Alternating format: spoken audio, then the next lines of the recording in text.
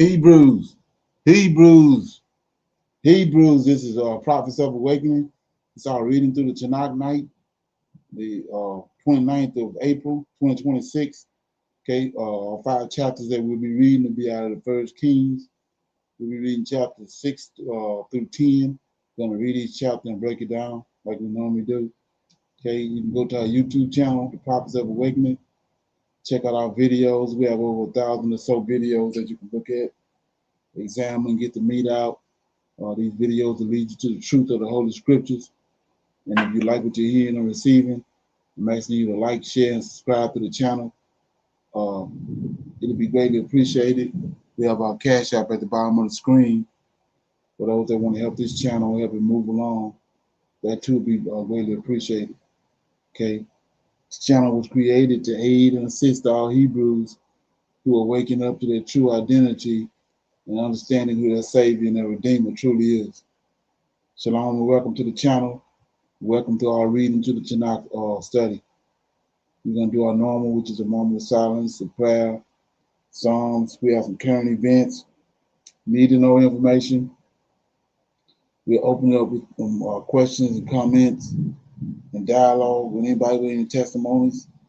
And then our topic for discussion is we'll be dealing with the decision that the Supreme Court just made, dealing with our voters' rights as Black folks. So we're going to look at that and play it, and then we'll talk about it and go into it. And like I said, our scripture reading will be out of First Kings. We'll be reading chapters 6 through 10. We're going to read each chapter, break it down, and then we'll pick a scripture like we normally do, and then close out. This moment of silence is for the Lord of hosts and all that he's doing to bring about our prophesied deliverance in these last days. Okay? O Lord, righteousness and uprightness belongeth unto thee. Therefore we come before thee at this hour, seeking thy face and looking for righteousness and uprightness, that we may walk before thee as thy servants David and Solomon and Samuel and Hezekiah did.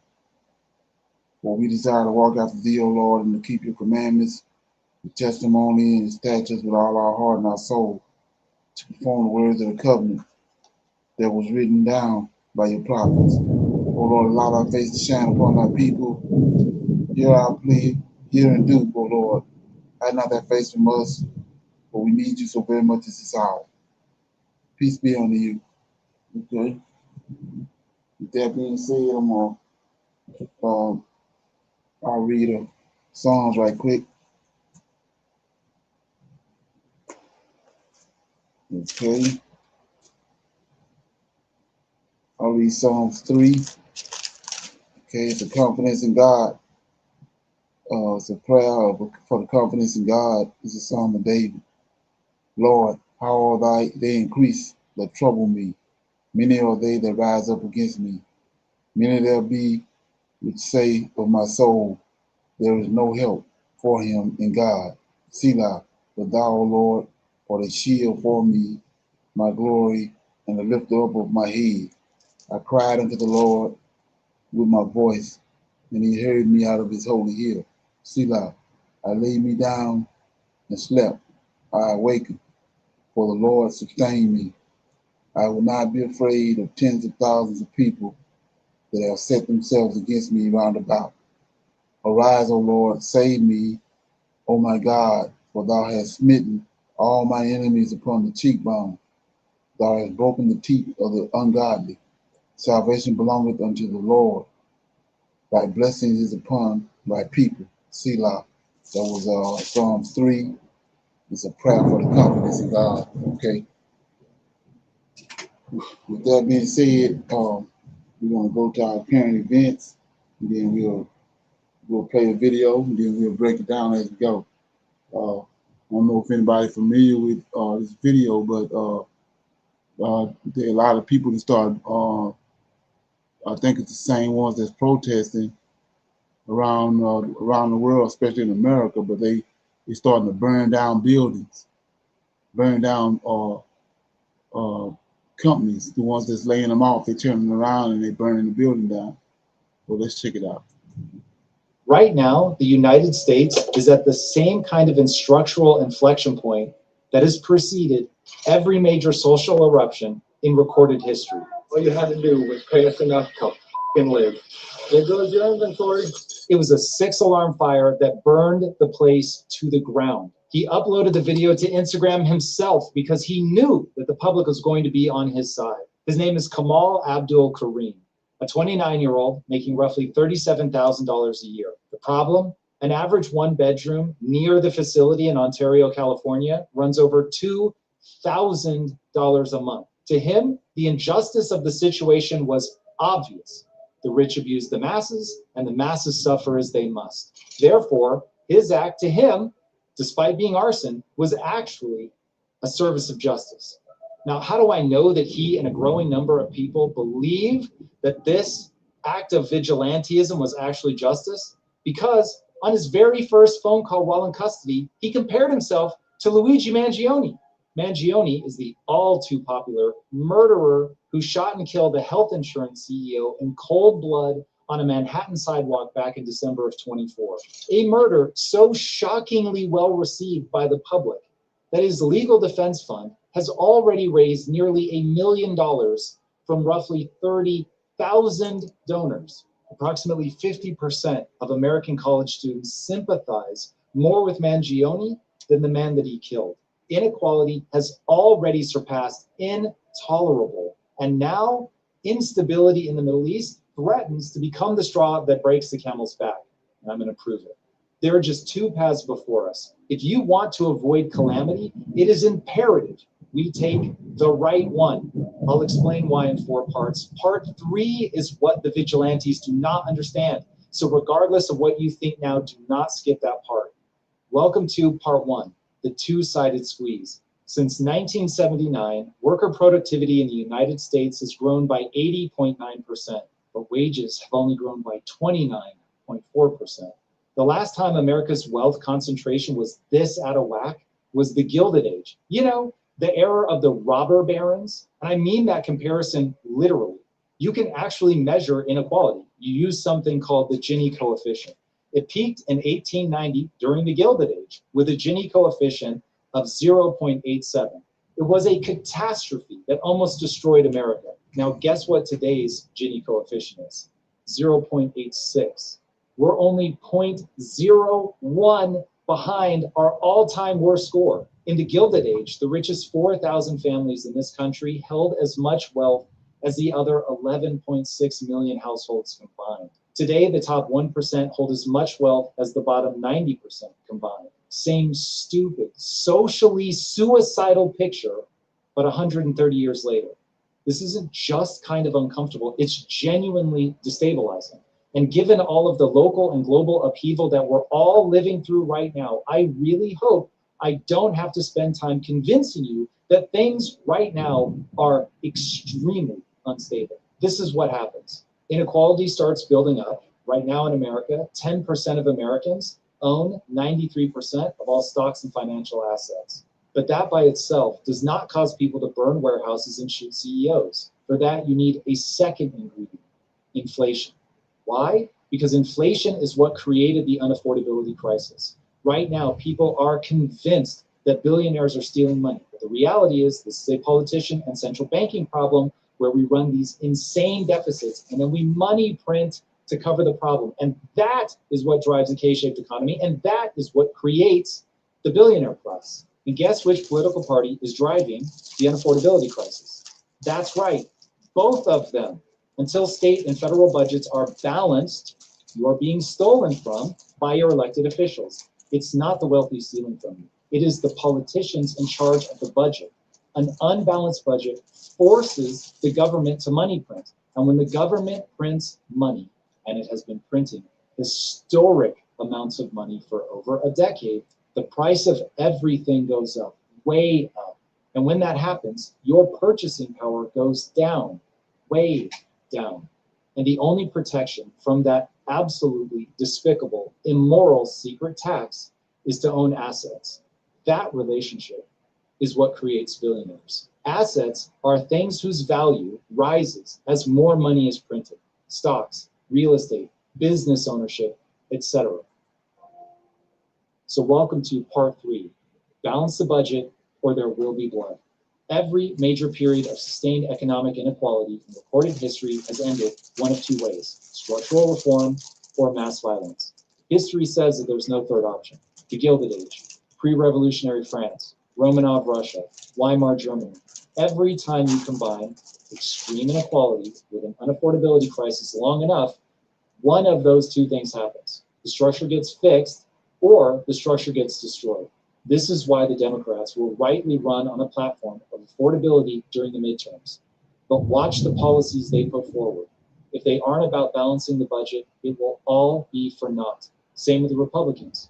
Independent voters will swing from one side to the other and back again, hoping one of them is finally going to fix it. But you can't fix it with words. The budget must be balanced. The great news is the way out of our problems is relatively simple. But if it doesn't begin with a balanced budget, you can know every word out of their mouths after that is completely illogical and is not going to save you. Even the historical violence didn't solve the problem. And that's one of the most important things I want to get across today. I understand why someone wants to burn a warehouse. I understand why people feel violently towards those that they think are holding them back. But the reality of how violence impacts the actual change is that it simply makes things so painful that everyone will finally be willing to accept austerity and balance the budget. But there's no way around needing to balance the budget. And here's the part that people cheering on Kamal Abdul Karim and Luigi Mangione have to contend with. When the structure gets destroyed, when mass violence is the path that people choose, the people who suffer the most are never the people at the top, at least not the bulk of them. They have lawyers, security, insurance, continuity plans, and extreme mobility. You'll catch a few of them, but overall, they're going to be fine. Kimberly Clark's supply chain was already routing around the fire as it was still burning, and ultimately, they didn't miss a beat. The people who will suffer from that fire are the people who were already struggling to make ends meet, namely the 20 co-workers of Abdul Karim who lost their job when he burned the place down. It had nothing to do with the wage structure, the inflation rate, or the balance sheet of NFI Industries that owned the warehouse. They were just working a night shift trying to put food on the table. The fire does not help them at all. Only a balanced federal budget and a strong economy will help. Now, let me show you something about how the anger as solution path actually works. Take one of the most famous examples of a violent uprising bringing about change, the French Revolution. The whole idea of let them eat cake, it was so out of touch. Kill the morons and let peace reign, right? That's how people think about it. But Marie Antoinette never actually said the line that supposedly justified killing her and the other aristocrats. The whole let them eat cake thing was written by Jean-Jacques Rousseau in 1765, when Marie Antoinette was only 9 years old, living in Austria, and had never even been to France. Rousseau attributed the line to someone else that he called a great princess. It wasn't her. Not one newspaper from the actual French Revolution ever cited that quote. The people who guillotined her never used it as evidence against her. It wasn't attached to her name in print until 1843. There's a contract most retail traders have never heard of. It's workers who bled for wages that couldn't cover their bills. The violence didn't fix the math. What fixed it was a generation that looked at the carnage and demanded specific structural reform, antitrust law, labor protections, progressive taxation, until the math actually changed. Both times, the people who solved the problem understood one thing the angry people didn't. The target isn't a group of people. The target is the mechanism, the way that the economy actually works. What specific part of the economy is broken, and then address that. And it's going to be different every time. If we try to run the anti-monopoly playbook when monopolies aren't our problem, or we try to tax people more when we're already nearing the top of the Laffer curve, it's not going to work. The politicians and central bankers didn't wave a magic wand and break the economy. They enacted specific policies that had negative consequences. We have to fix those policies and change the mechanism if we want to solve the problem. Okay, and feedback on that? Anybody heard anything about that? Them burning down buildings, employees? Shalom, everyone. Yes, sir. I had heard about it some days ago. My cousin that was in town, again from California, was telling me about it, and that this factory basically or warehouse. All they have is paper supplies. The gentleman videotaped everything. I mean, he apparently had no intentions of hiding who he was to not get caught. He was frustrated enough to not get paid more than he gets paid that he videotaped um, his arsonary work. But yes, sir, I did hear about it, and the clips speak towards some things that you've been saying, which is the fall, the collapse of basically an empire. Okay. Anybody else? Okay. Shalom, everybody. Brother Leonard, at the beginning of that clip, sir, when they were talking about like who's pushing all this, and then he said both parties. Right. Yes, sir. So then they trying to do the thing again, talking about what the Democrats gonna run against, but is it safe to say that even if what's the name would have had won, that Project 2025 still would have been put into play if Harris would have won. So You think so? pro- probably not as fast though. Okay. Right? Yeah, I don't think as fast because I think a lot of the black women who lost their jobs maybe wouldn't have like they did. Right. Yeah. Exactly. Well, when you actually look at it, they weren't taking no chances on her winning because look what the strings they went through to get Trump back in there. You know, he 30 some felonies, and he still won all the things I don't think all the extreme things they done to get him in there. So they already knew what they was going to do. They wasn't taking no chances on him. Even when you look at the fact that how they went against protocol and took Biden off of the ticket. Like, all that was set up. You know what I'm saying? Right? Yes, sir. And okay, now my fault, brother Leonard. I see what you're saying because like you were saying, they're tearing down like the same system that got Barack in there. Oh yeah, Yeah, they don't. exactly. Okay. And that was the reason why which color would have been an eyeball to have her doing that. So there wasn't no way they weren't taking no chances on her winning. They went every angle.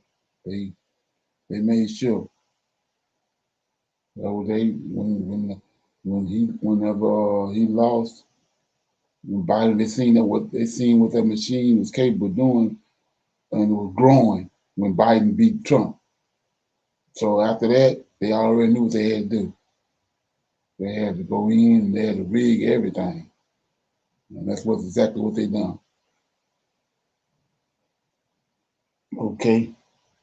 So with that being said, we'll go to this next video. Okay, yeah. Just like I said, this place is coming unravel so fast and people not paying no attention to it. So check this out. As the global oil industry grapples with the massive supply disruption due to the Iran war, the UAE has decided to leave OPEC. And it We heard that the UAE decided to leave OPEC, and not only them, all those other Gulf countries over there in Iraq, over in the Middle East, they leaving OPEC, which means they leaving the West. Okay.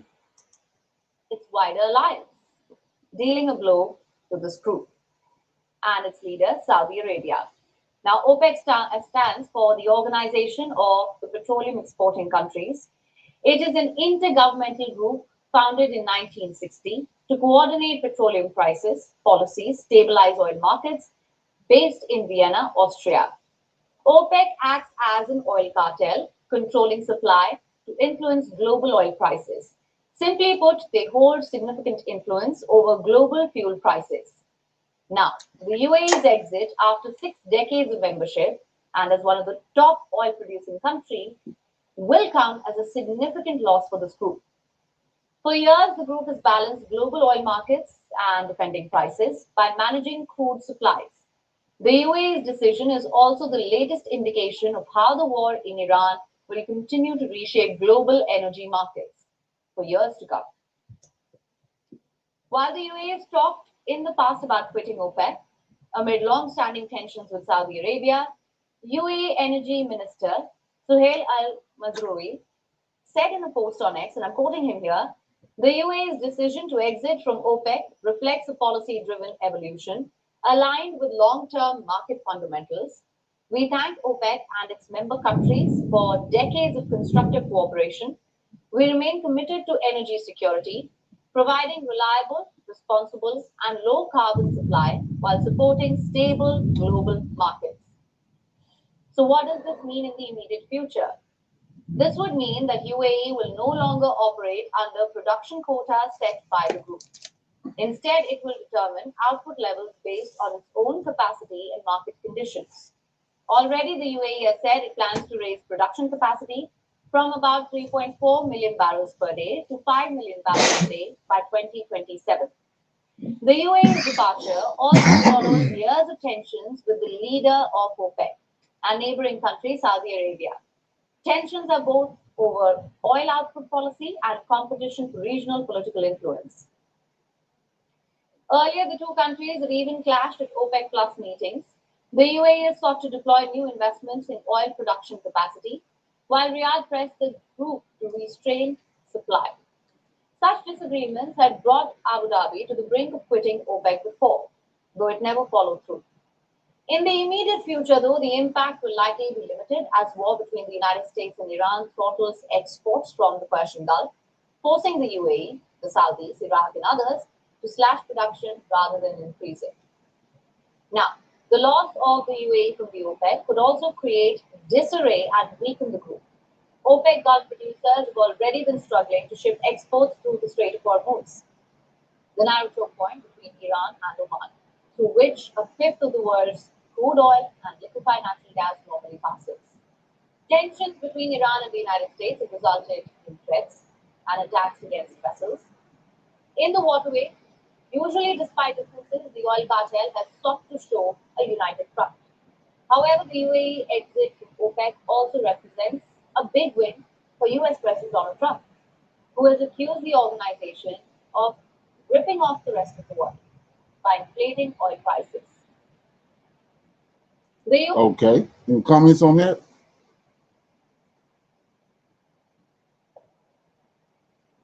Okay. Need to know information right here. Everyone is talking about how the next war will be fought with drones and satellites, but they're missing the most obvious point in military history. I think we're seeing a situation where Israel has this once-in-a-lifetime opportunity to finally achieve the Greater Israel Project, and they know it. This is it. This is their chance. And you have to wonder why the American establishment is so quiet about the risks. You would think the Democrats, if they actually cared about winning the midterms, would just go on a total no-war platform. They could organize rallies from New York to California calling for an end to this escalation. But they're not doing that. They're just sitting back. Actually, they're not just sitting back. They're actively funding the very mechanics of this escalation. The entire political establishment, from the Blue MAGA crowd to Chuck Schumer and Cory Booker, they just voted to hand over more power and more funding. It's almost like they want to give the next administration full power to finish what started. Now, if you look across the Atlantic. So I finally got my hands on the brown, buckleless belt loops. And nope. Total dumpster fire. There's really no other way to put it. The problems they are facing right now are so massive that it's actually threatening the survival of their own nation states. You've got the mass immigration crisis, which is point one. Point two is that Europe is fully committed to a total war against Russia. You've got Germany and Poland calling for a draft. I heard there was a proposal to bar men under 45 from leaving Germany for more than 3 months without military permission. They might have walked that back because of the public outcry, but the intent is there. They are moving toward a national draft. And the irony is incredible because the Germans are saying they won't allow Muslim immigrants to join the army. So the plan is to send all the young, ethnically German men off to die in a trench while the immigrant population stays home. It's a ridiculous situation. It's a plan for national suicide. And they're going to keep fighting Russia, even though it's in their best long-term interest to seek peace today. They aren't going to beat Russia in Ukraine, and Russia has no interest in invading a collapsed Europe. Then you have the aging crisis. The European population is getting older, more authoritarian, and more delusional by the day. They are obsessed with DEI and woke politics in a way that America is finally starting to move away from. It's stifling innovation, it's killing entrepreneurship, and it's essentially suffocating the young people who are left. Their economies aren't even viable anymore. The whole European model was based on cheap Russian energy and selling manufactured goods to China. Now they've cut off the energy, they've lost the Chinese market, and they don't even have access to Gulf energy because of the tensions in the Middle East. You have leaders like Macron and Starmer who are historically unpopular, yet they just keep pushing the same failed policies. Europe is screwed, and the only real question left is how far they are going to drag America down with them. Which brings us to Iran. In round one of this conflict, meaning the last couple of months, Iran actually overperformed. The Americans were completely surprised by the ferocity of the response. Even Trump said he didn't expect them to close the Strait of Hormuz or attack the GCC states. The Americans were taken aback, but don't let that fool you. In round two, once this current ceasefire ends, they are going to recalibrate. The Americans are developing a much more effective strategy to literally strangle Iran. My prediction for how this progresses over the next 6 months is threefold. First, the Americans will launch a ground incursion. People think it will all be from the air, but the main purpose is to strangle Iran economically. They need to take over Kark Island and Keshem Island. They need to set boots on the coastline to block Iran's ability to export a single drop of oil and block their ability to collect tolls on the shipping lanes. These are the two main income streams for the Iranian state. Without that money, the state can't function. Second, they are going to activate ethnic groups throughout Iran. We're talking about the Kurds and the Balochs near Pakistan. Now, people say we already tried arming the Kurds and they just took the weapons and left. But this is the Green Beret mission set. This is what the US military does. There are 10 different ethnic groups they can arm and equip as a resistance force. If those groups see the tide turning and see 4 or 5 American forward operating bases in Iraq protecting them, they'll fight. They are opportunists, and they'll move with whoever has the supremacy. The third pillar, and this is the most effective and the most brutal, is that the Americans are going to try to strangle Tehran. Tehran is a city of 10 million people. It needs water, it needs electricity, and it needs a constant flow of food. All you have to do is bombard the roads and the bridges so the trucks can't get in. You destroy the reservoir so there's no water, and you take out the power plant. People call those war crimes, but this is war. The U.S. has already committed a ton of war crimes in this region, and the intention is to decimate the state's capacity to provide any basic services. You want the people to become so angry and so desperate that they revolt against the leadership, which forces a political solution. It's about applying so much pressure on the people of Tehran that the leadership is forced to accept whatever terms the Americans put on the table. But here's the thing, you can't do this strictly from the air. The Americans are losing too many airframes. An F-15 is $90 million. An F-35 is over $100 million.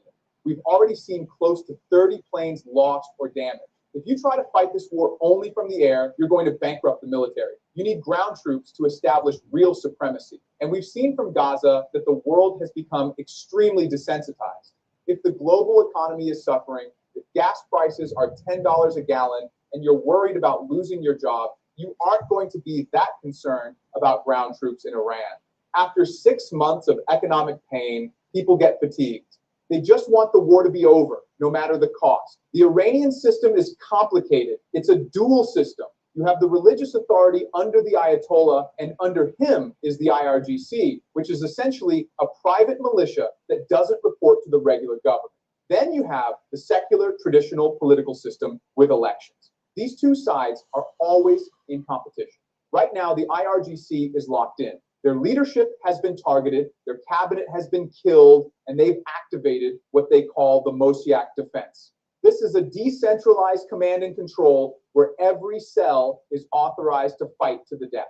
Once you activate that, you're all in. These people believe this is a war from God. It's a holy war, a crusade, and they aren't going to surrender. On the other side, the political leadership in Tehran is looking for an off-ramp. They want stability. They don't want the people to starve or the nation to collapse. They want to keep their ties with China and Russia. As the war goes on, the rift between the religious military leadership and the secular political leadership is going to explode. The IRGC wants to destroy the great Satan once and for all, even if it means the end of the world.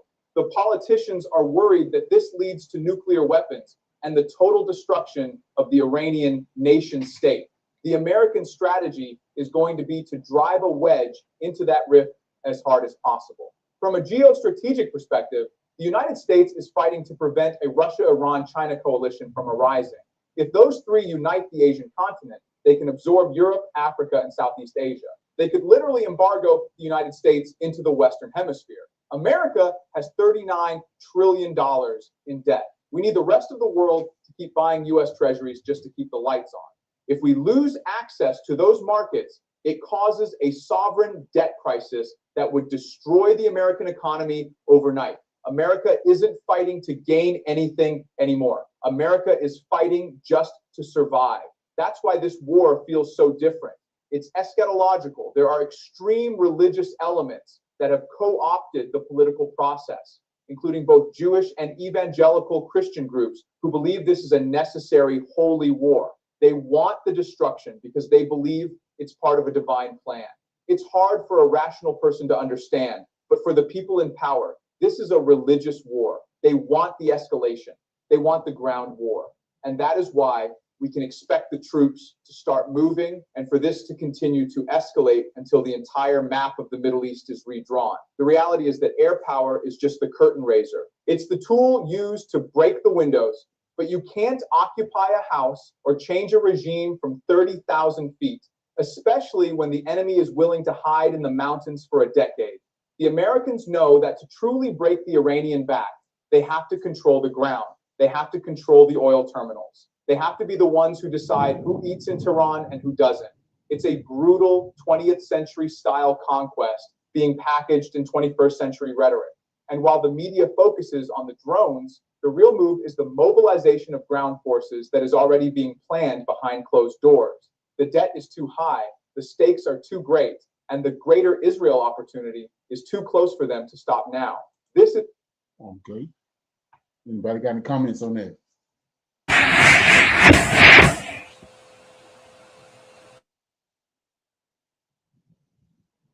Somebody got any comments?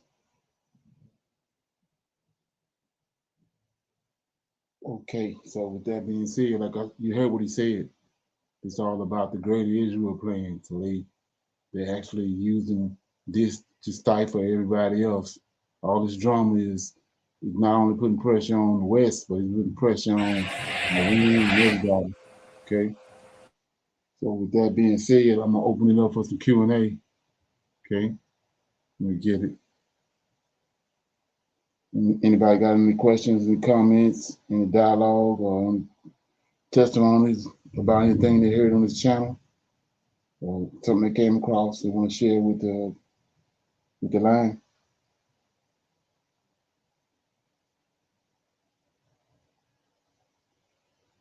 Okay, let me play this right here.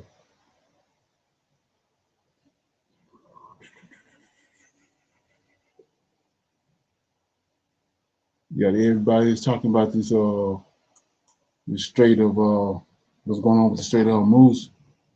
what? They got another strait. They're getting ready to be closed. And nobody seems to know anything about. Let me get it. This guy right here was laying down the law right here. Check it out. Say global food crisis and famine. Has it already started? And we're just now waking up to it, thanks to the worst fertilizer crisis in modern history. If you look at American food shelves, it probably doesn't look that way. You can probably still run into your Kroger or whatever and see store shelves lined with all kinds of processed food. That's great, but that was food grown last year. Before this happened, packaged, put up in cans.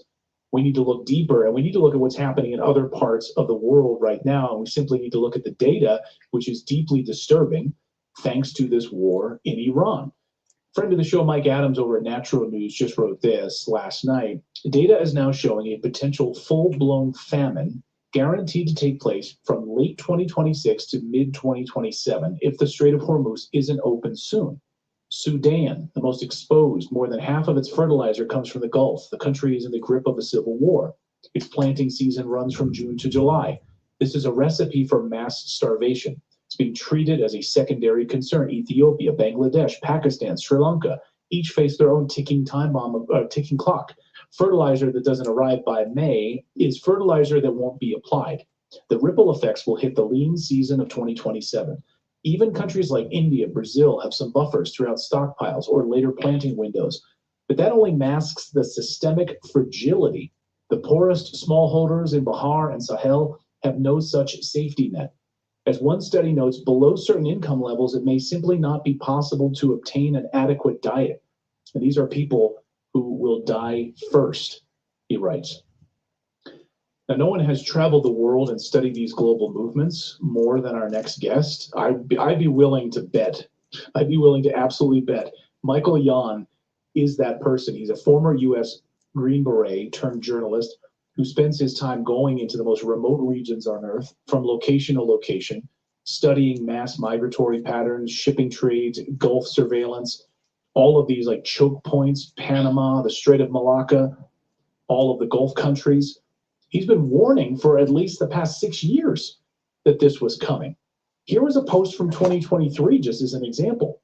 The coming giga famine will be the most severe famine in human history, as he's talking about all the 50 fertilizer production facilities closing all across Europe.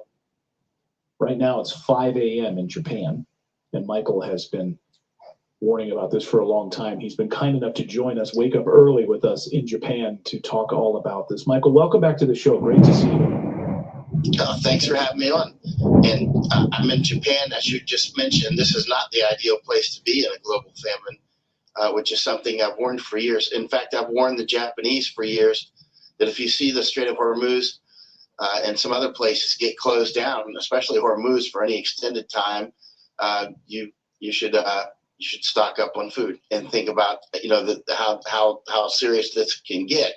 But at this point, Strait of Malacca is on the chopping board for being closed. Now, keep in mind, the reason that Masako and I have been so accurate on predicting so many things, like the Groningen gas field would close in the Netherlands, biggest gas field in Europe, we successfully predicted that. We were in Netherlands quite a bit, researching that actually before it happened. Let's say Nord Stream, we were in Germany predicting that before Nord Stream was cut. We were publishing, we thought Nord Stream was going to get cut. And it did, right? And so many other things like screwworms coming up from Panama back to the United States. We predicted that maybe 3 or 4 years in advance, maybe 4. And in any case, how are we getting this? Because we know what the beast is up to, because the beast says it. And does these things. We can clearly see that they're trying to create global famine. That's obvious, right? And so with global famine, you can do many things if you want to destroy the world as we know it. One is you can create a lot of HOP, human osmotic pressure. Human osmotic pressure is the push and pull of migration. So you see these years that we've spent in places like the Darien Gap in Panama, or across I've been across the entire U.S. southern border watching the invasion. All of these things have set the table, set conditions. They've been shaping operations for what's now unfolding, which is famine and a huge amount of human osmotic pressure, which can put hundreds of millions of people, flooding over borders into Europe. They've already done so, but also flooding over, increased flooding of people into the United States and other places. But at the end of the day, we can see that famine is coming. And that's how I think that you're going to be able to see other things that are going to unfold such as closing the Strait of Malacca. Strait of Malacca does maybe 7 times more traffic than Panama Canal, and Panama Canal is absolutely vital to the United States. Now, I think you're going to see other wars unfold eventually. Okay, you've got up on the map there, Strait of Malacca and the Singapore Strait, right? So this is absolutely vital, and it's very easy to interrupt. You see Indonesia right there. The United States just negotiated overflight terms for our military over all of Indonesia. Indonesia is a perfect place to close that down, right? Now, Indonesia does not like China very much. They don't like Israel very much either, but they use us Israel uses us as a sort of a surrogate there. Actually, Paul Wolfowitz used to be the ambassador to Indonesia, and he used to invite me to dinner and that sort of thing. He was a deputy secretary of defense, right? So Paul Wolfowitz is a super Zionist. He's in his 80s now. He was also the leader of the World Bank for a while until he lost his job there. But Paul Wolfowitz was said to be one of the main architects of the Iraq War, right? So this is all related. This is not unrelated to each other. He used to tell me stories about Indonesia. I've been to Indonesia quite a lot, actually. I've been to Obama's school there in Jakarta. Anyway, what I'm getting to is this is all related. These things are not separate. Right now, in the last about 48 hours, 72 hours, the Chinese leadership, Singaporean leadership, and Thai leadership from Thailand have all been talking about Malacca and opening a corridor over the Kra Isthmus. The Kra Isthmus is that area of Thailand that is sort of like the elephant trunk that connects down there with Malaysia. And anyway, they've been thinking for 3 to 4 centuries about building a canal across the Kra Isthmus. In fact, I just had a book come in a few days ago from Australia from 1881, and it's got maps in there about three potential locations. That's the map. That's the book right there. It's written in French.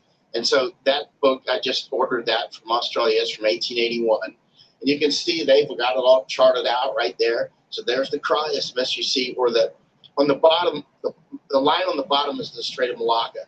But if you want to bypass Strait of Malacca, you can go across the Kra Isthmus. But they have not built a canal over there or any serious corridor yet, because it's just they just haven't done it for political reasons and other reasons. Like the British does not want a canal there for a couple hundred years. They didn't want a canal there, and so but now the Chinese and the Thais and others, they want that Kra Isthmus open, because China can be put into famine by doing what's happening right now. Cut the Strait of Hormuz. I would also, if I were trying to cause famine, I would cut the Turkish Straits as well. I would cut the Strait of Malacca. I would straight up go for that. Also, control of Panama Canal is important because China gets a lot of their food from Brazil. I think and the United States. It's easy to cut the United States food, but I think you're going to end up also, by the way, seeing eventually a war between Argentina and Brazil, and this is going to be related to the food and also the interoceanic corridor.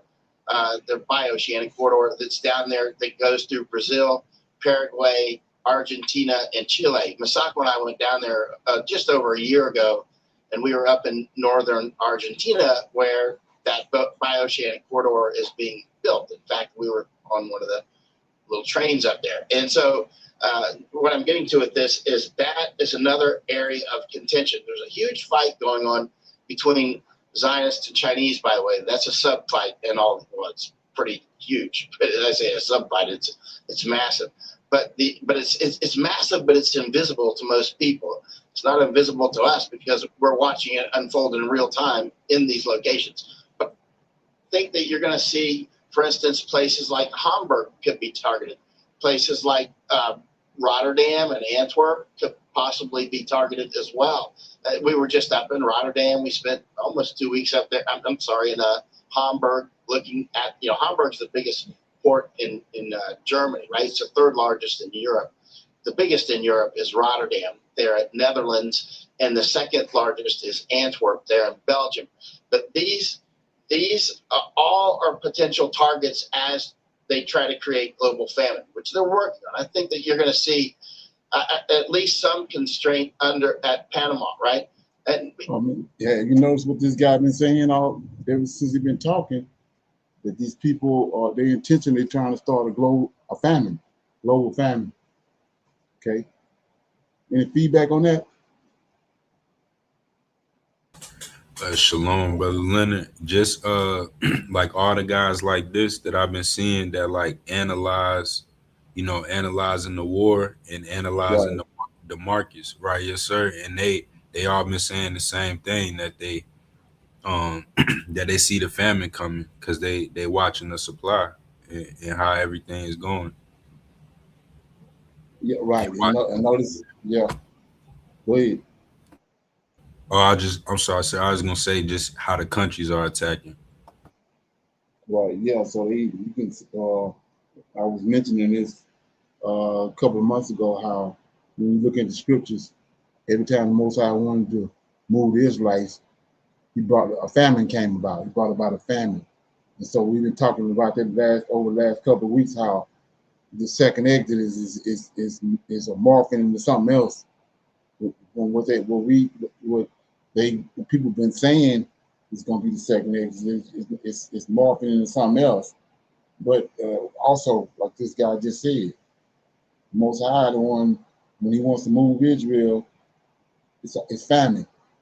That's how he got them, the Israelites in there. That's how he got Jacob and all them in Egypt. Famine had happened.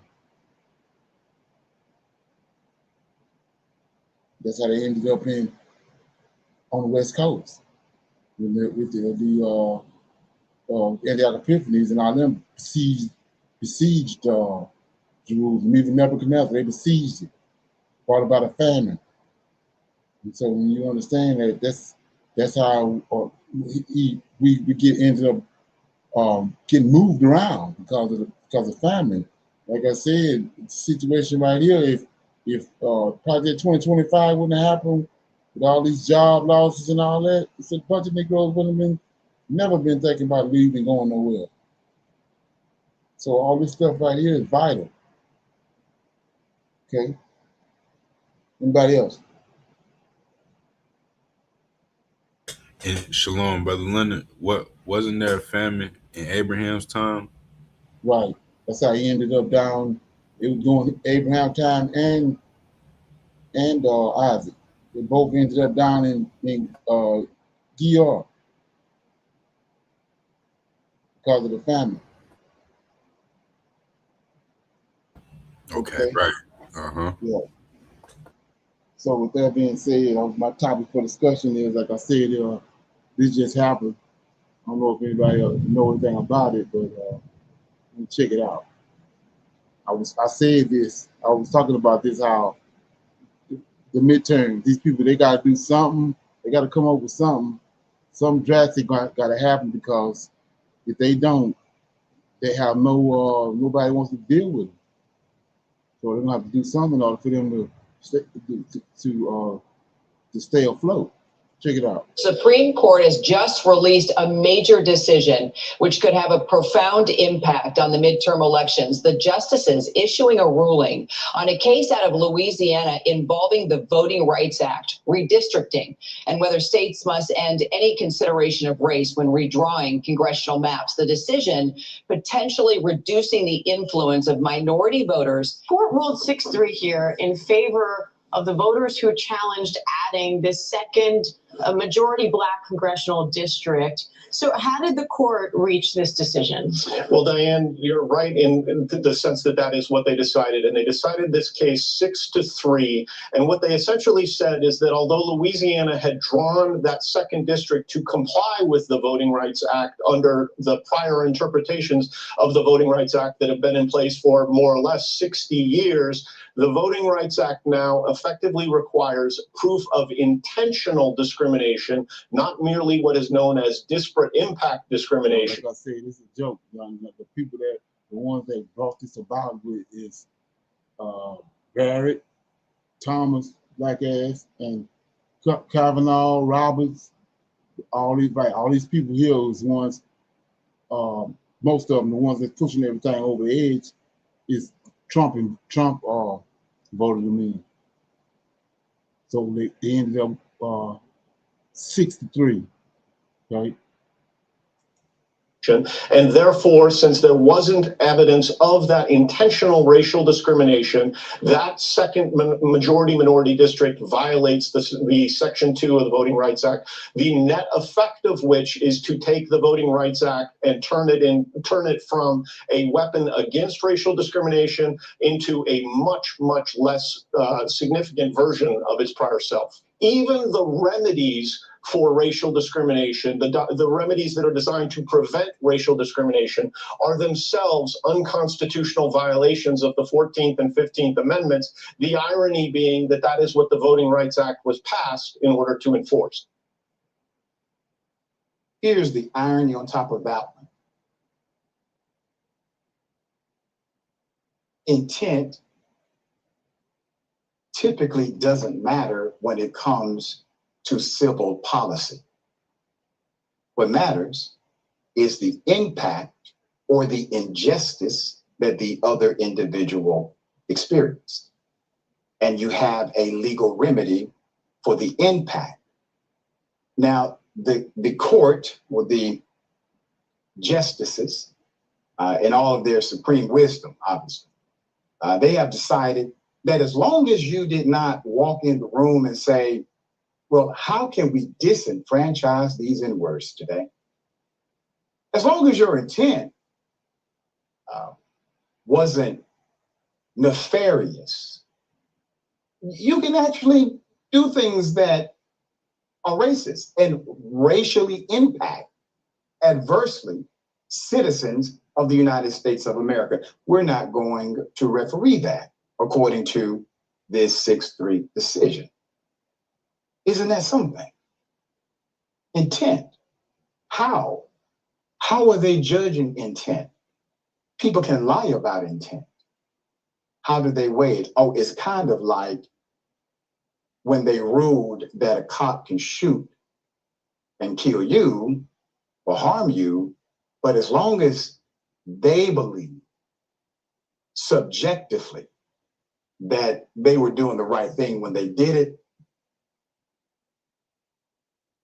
they're in the clear. So the same measure that cops are measured by, which is the measure of subjectivity rather than objectivity. Lawmakers are too now, obviously, in the cases related to discriminating against Black folk voting. Senator, thoughts? I mean, this is heavy. I mean, we are definitely going all the way back. I mean, you laid out. I'm just even trying to think about the type of mentality one has to have, even file a type of lawsuit like that in Louisiana. Right. I mean, just think about the group of people who decided that we're going to deny a group of Black voters the opportunity to have real representation, so much so that they filed a case. And that this case is then heard by the United States Supreme Court, and all of those justices understood full well what the intentions of the Voting Rights Act was and why it was necessary even after the 14th and trying to do the right thing.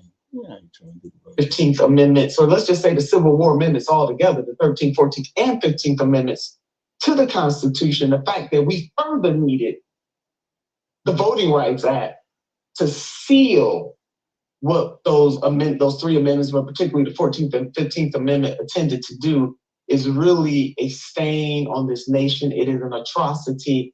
And Doc, the fix is this. One of the fixes is this, is that if the Democrats are successful in winning, the next Democratic president of the United States of America needs to pack the United States Supreme Court and move that court from 9 justices to 13. The number of justices in the United States Supreme Court is not, it was less at a certain point in time in our country's history. Yep. It does not have to be 9. And Doc, to make some of these crooked paths straight, I want our audience to know that that is a tool in the toolbox of the next president of the United States of America. And I am seething. Let me bring myself down. I am truly upset that President Joseph R. Biden did not use that tool that was at his disposal to pack the United States Supreme Court. And we are living through, there was a nadir in this country's history after the Reconstruction, where when the federal troops were pulled out, that Black people at that time, legally, de facto and de jure, in practice and by law, that this country was taking rights that were gained by blood, taking us backwards. Doc, we are in another nadir right now. Right. So notice what she said. I don't know if anybody familiar with it, but they have been saying for the longest they wanted to up the amount of justices that was on the court. And like the one we were just saying, the Democrats had that opportunity to upgrade the Supreme Court to 14. But like I just said, this dude got 32 counts and still was able to run it for president. That's why they don't want. That's why he didn't do nothing, because he's going along with the script. They sitting plotting all the time while we sitting around fumbling with, like this brother here talking about. You trying to attack a beast, and you trying to use his strong points. You ain't trying to operate the way with your strong points, your best strong points. You trying to combat him with his own strong points. That's what we've been doing since we've been here, and that's diabolical. Okay, anybody else got anything on that?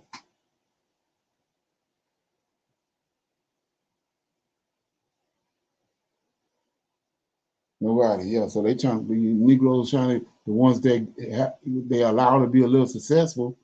They start acting like them instead of acting like who they are. They change their character to act like them because they feel like they're in a ride. Okay, so how you gonna win like that? Okay, look at Clarence Thomas. Go ahead. Yes, sir. When it was mentioned that you will act as the Gentiles do. Um, Again, when you mentioned Clarence Thomas, I knew from the beginning that he's the worstest judge there from get-go. From the point that they allowed him to be in there, he's the worst. He's been trying to turn back everything that concerns Black people. Go ahead. Thank you. Okay. Anybody else? Okay, so what we're gonna do is start reading these chapters. We got First Kings. We're gonna read chapter 6 through 10. First Kings. You want to read chapter 6, Brittany? Shalom. Yes, sir. I can read chapter 6. First Kings. Yeah, chapter 6. Okay. Chapter 6, First Kings. And it came to pass in the 480th year, after the children of Israel were come out of the land of Egypt, in the 4th year of Solomon's reign over Israel, in the month of Ziph, which is the 2nd month, that he began to build the house of the Lord. And the house which King Solomon built for the Lord, the length thereof was 80 cubits, and the breadth thereof 20 cubits, and the height thereof 30 cubits. And the porch before the temple of the house, 20 cubits was the length thereof, according to the breadth of the house, and 10 cubits was the breadth thereof before the house. And for the house he made windows of narrow lights. And against the wall of the house he built chambers round about. Against the walls of the house round about, both of the temple and of the oracle, and he made chambers round about. The nethermost chamber was 5 cubits broad, and the middle was 6 cubits broad, and the third was 7 cubits broad. For without in the wall of the house he made narrow rests round about, that the beams should not be fastened in the walls of the house. And the house, when it was in building, was built of stone made ready before it was brought thither, so that there was neither hammer nor axe nor any tool of iron heard in the house while it was being while it was in building, excuse me. The door for the middle chamber was in the right side of the house, and they went up with winding stairs into the middle chamber, and out of the middle into the third. So he built the house and finished it, and covered the house with beams and boards of cedar. And then he built chambers against all the house, 5 cubits high, and they rested on the house with timber of cedar. And the word of the Lord came to Solomon, saying, Concerning this house which thou art in building, if thou wilt walk in my statutes, and execute my judgments, and keep all my commandments to walk in them, then will I perform my word with thee, which I spake unto David thy father. And I will dwell among the children of Israel, and will not forsake my people Israel. So Solomon built the house and finished it. And he built the walls of the house within the boards of cedar, both the floor of the house and the walls of the ceiling. And he covered them on the inside with wood. And he covered the floor of the house with planks of fir. And he built 20 cubits of the on the sides of the house, both the floor and the walls with boards of cedar. He even built them for it within, even for the oracle, even for the most holy place. And the house, that is, the temple before it, was 40 cubits long. And the cedar of the house and the cedar of the house within was carved with knops and open flowers. All was cedar, there was no stone seen. And the oracle he prepared in the house within to set there the ark of the covenant of the Lord. And the oracle in the forepart was 20 cubits in length, and 20 cubits in breadth, and 20 cubits in the height thereof. And he overlaid it with pure gold, and so covered the altar which was of cedar. So Solomon overlaid the house with pure gold, and he made a partition by the chains of gold before the oracle, and he overlaid it with gold. And the whole house he overlaid with gold, until he had finished all the house. Also the whole altar was by the oracle he overlaid with gold. And within the oracle he made 2 cherubims of olive tree, each 10 cubits high. And 5 cubits was the one wing of the cherub, and 5 cubits the other wing of the cherub. From the uttermost part of the one wing unto the uttermost part of the other were 10 cubits. And the other cherub was 10 cubits. Both the cherubims were of one measure and one size. The height of the one cherub was 10 cubits, and so was it of the other cherub. And he set the cherubims within the inner house, and they stretched forth their wings of the cherubim, so that the wings of the one touched the one wall, and the wing of the other cherub touched the other wall, and the wings touched one another in the midst of the house. And he overlaid the cherubims with gold. And he carved all the walls of the house round about with carved figures of cherubims and palm trees and open flowers within and without. And the floors of the house he overlaid with gold within and without. And for entering the oracle he made doors of olive tree.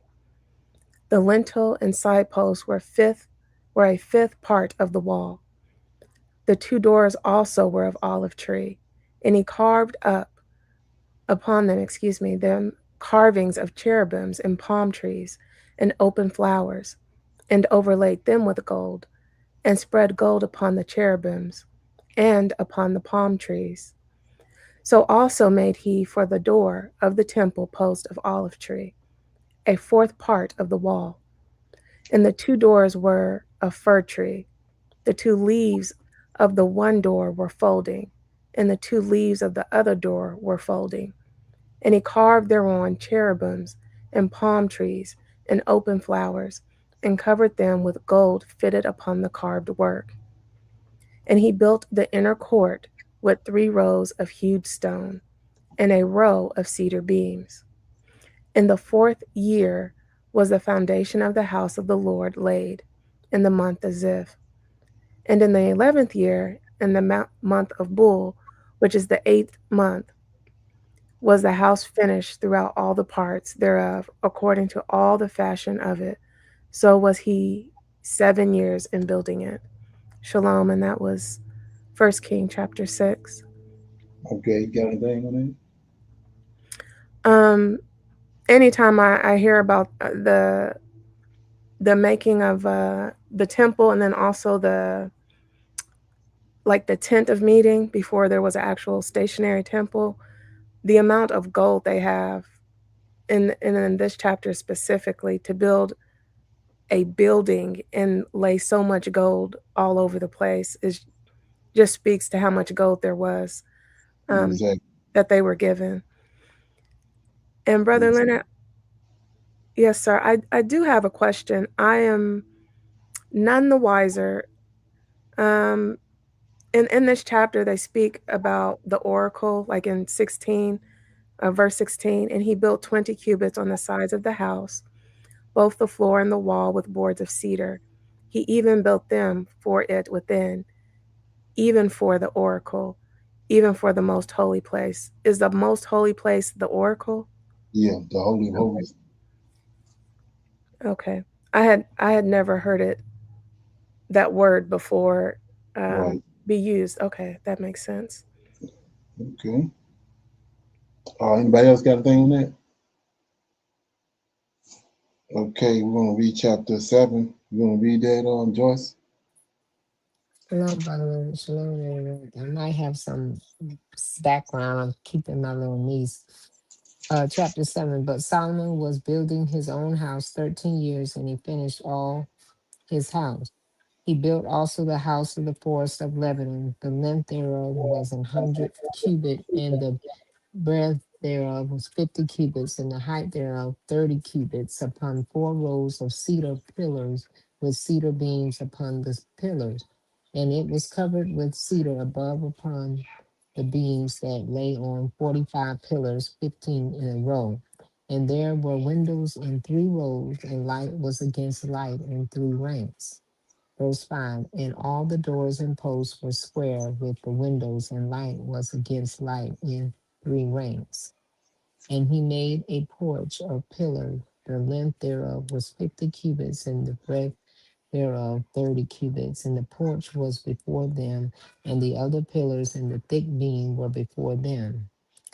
Then he made a porch for the throne where he might judge, even the porch of judgment, and it was covered with cedar from one side of the floor to the other. And his house where he dwelt had another court within the porch, which was of the like work. Solomon made also a house for Pharaoh's daughter, whom he had taken to wife, like unto this porch. All these were of costly stones, according to the measures of hew stones, sawed with saws, within and without, even from the foundation unto the coping, and so on the outside toward the great court. And the foundation was of costly stones, even great stones, stones of 10 cubits and stones of 8 cubits. And above were costly stones after the measures of hew stones and cedars. And the great court round about was with 3 rows of hewed stones and a row of cedar beams, both for the inner court of the house of the Lord and for the porch of the house. Verse 13. And King Solomon sent and fetched Hiram out of Tyre. He was a widow's son of the tribe of Naphtali, and his father was a man of Tyre, a worker in brass, and he was filled with wisdom and understanding and cunning to work all works in brass. And he came to King Solomon and wrought all his work.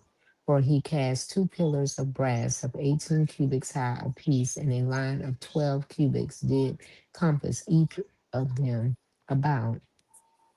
And he made 2 chapters of molten brass to set upon the tops of the pillars. The height of one chapter was 5 cubits, and the height of the other chapter was 5 cubits. And nets of work, checker work and wreath of chain work for the chapiters were which were upon the top of the pillars, 7 for the one chapiter and 7 for the other chapiter. And he made the pillars in two rows round about upon the one network to cover the chapiter that were upon the top with pomegranates, and so did he for the other chapiter.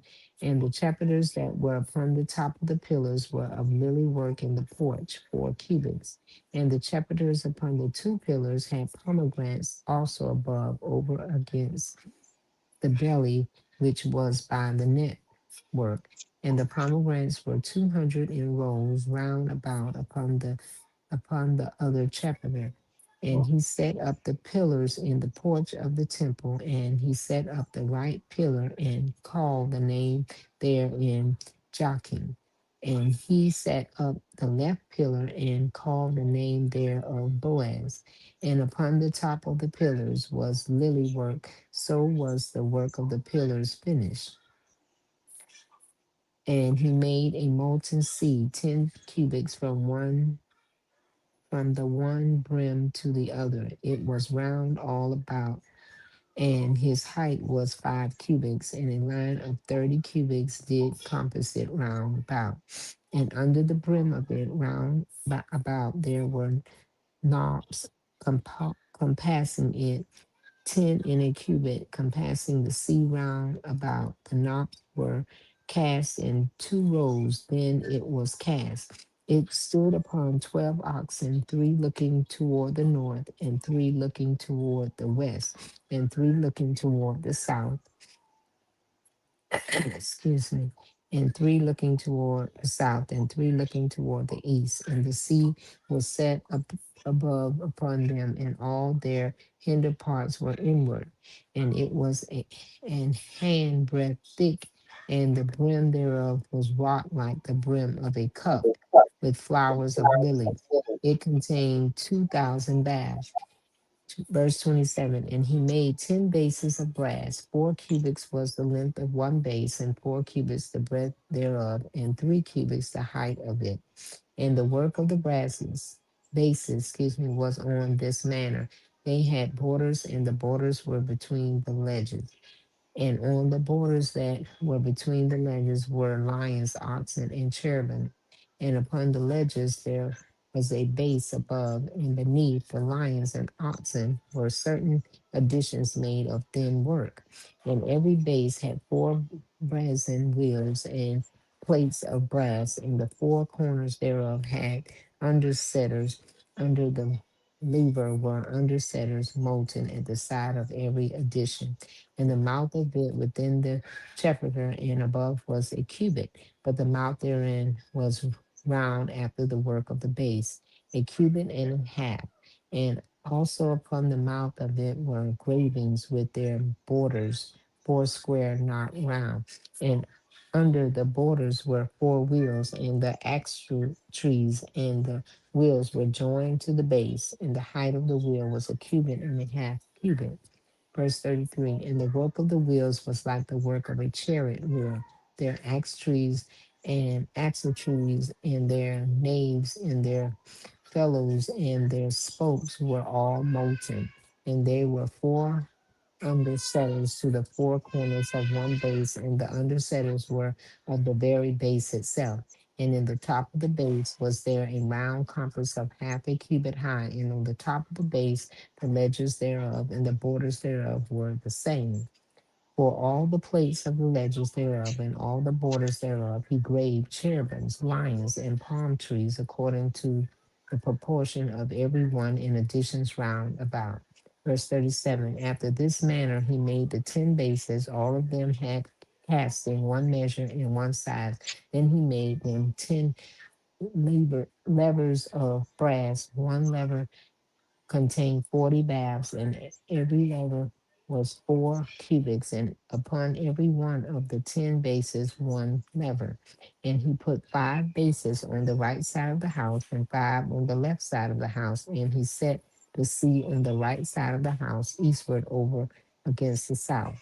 And Haran made the levers and the shovels and the basins So Hiram made and ended up doing all the work that he made King Solomon for the house of the Lord.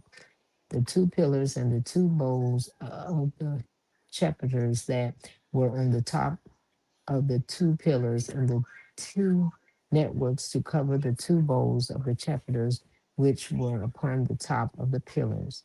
Verse 42, and 400 pomegranates for the two networks, even two rows of pomegranates for one network to cover the two bowls of the chapiters that were upon the pillars, and the 10 bases and the 10 layers of the bases, and one sea and 12 oxen under the sea, and the pots and the shovels and the basins and all these vessels which Hiram made to King Solomon for the house of the Lord were of bright brass.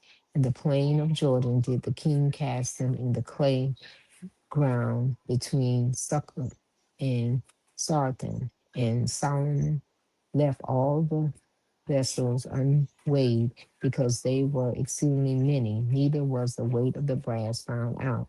And Solomon made all the vessels that pertain unto the house of the Lord, the altar of gold, and the table of gold, whereupon the shewbread was, and the candlesticks of the pure gold, 5 on the right side and 5 on the left, before the oracle, and the flowers and the lamps and the tongs of gold and the bowls and the snuffers and the basins and the spoons and the censers of gold, pure gold, and the hinges of gold, both of the doors of the inner house and the most holy place, and of the doors of the house to wit of the temple. So was ended all the work that Solomon made for the house of the Lord. And Solomon brought in the things which David his father had dedicated, even the silver and the gold and the vessels did the gold and the gold and the vessels did he put treasures of the house of the Lord. That is First King chapter 7. Okay. Yes, sir. I, when I was reading this again, like Brittany, there was a lot of gold and a lot of like cedar was precious. That was a precious wood, and everything measured upon measure for a certain place that it had to go, a certain height that it had to be. And when he talked about in verse 25, about the different, like the 12 oxen, three looking toward the north and the three looking toward the west, and then the south and then the east. Um, what was that um, meaning for these 12 oxen looking towards the different north, south, east, and west? That's the What's brazen the altar. That's the brazen okay? altar. Where notice he said he got I can't remember where it was at, but baths. That's Hmm. ounces of water. Okay, and Yeah. then so in verse 21, he said, and he set up those pillars and porch, and then he called the name thereof Jachin, and then there of Boaz. Boaz comes up again in the Ruth and Boaz. Is this a different Boaz? What is Right. this Boaz? No, it's a different boy. Okay. So all of this is that he's put in the temple that is very precious, that is said to be put, needed to be in here. Um, m- can you tell me? I know it's all precious and it's one thing for another. However, when they came and like stole stuff out of there, was this already like a prophecy that he knew that they would take things from this temple? Well, he told the prophet that when they told him, Jeremiah told him Mhm. that Nebuchadnezzar was coming there, and he was going to, because Hezekiah invited them. He invited them there and showed them all this stuff. So right after that, they came back. Yes, sir. But I mean, like when Solomon first built it, and he was building it according to the Lord. So he wanted all of these things in here. Did he not know that if he put all of this, that it would be stolen, taken? No, it wouldn't have been it wouldn't have been stolen if you go back to what he told Solomon in chapter 6. He says, uh, uh, let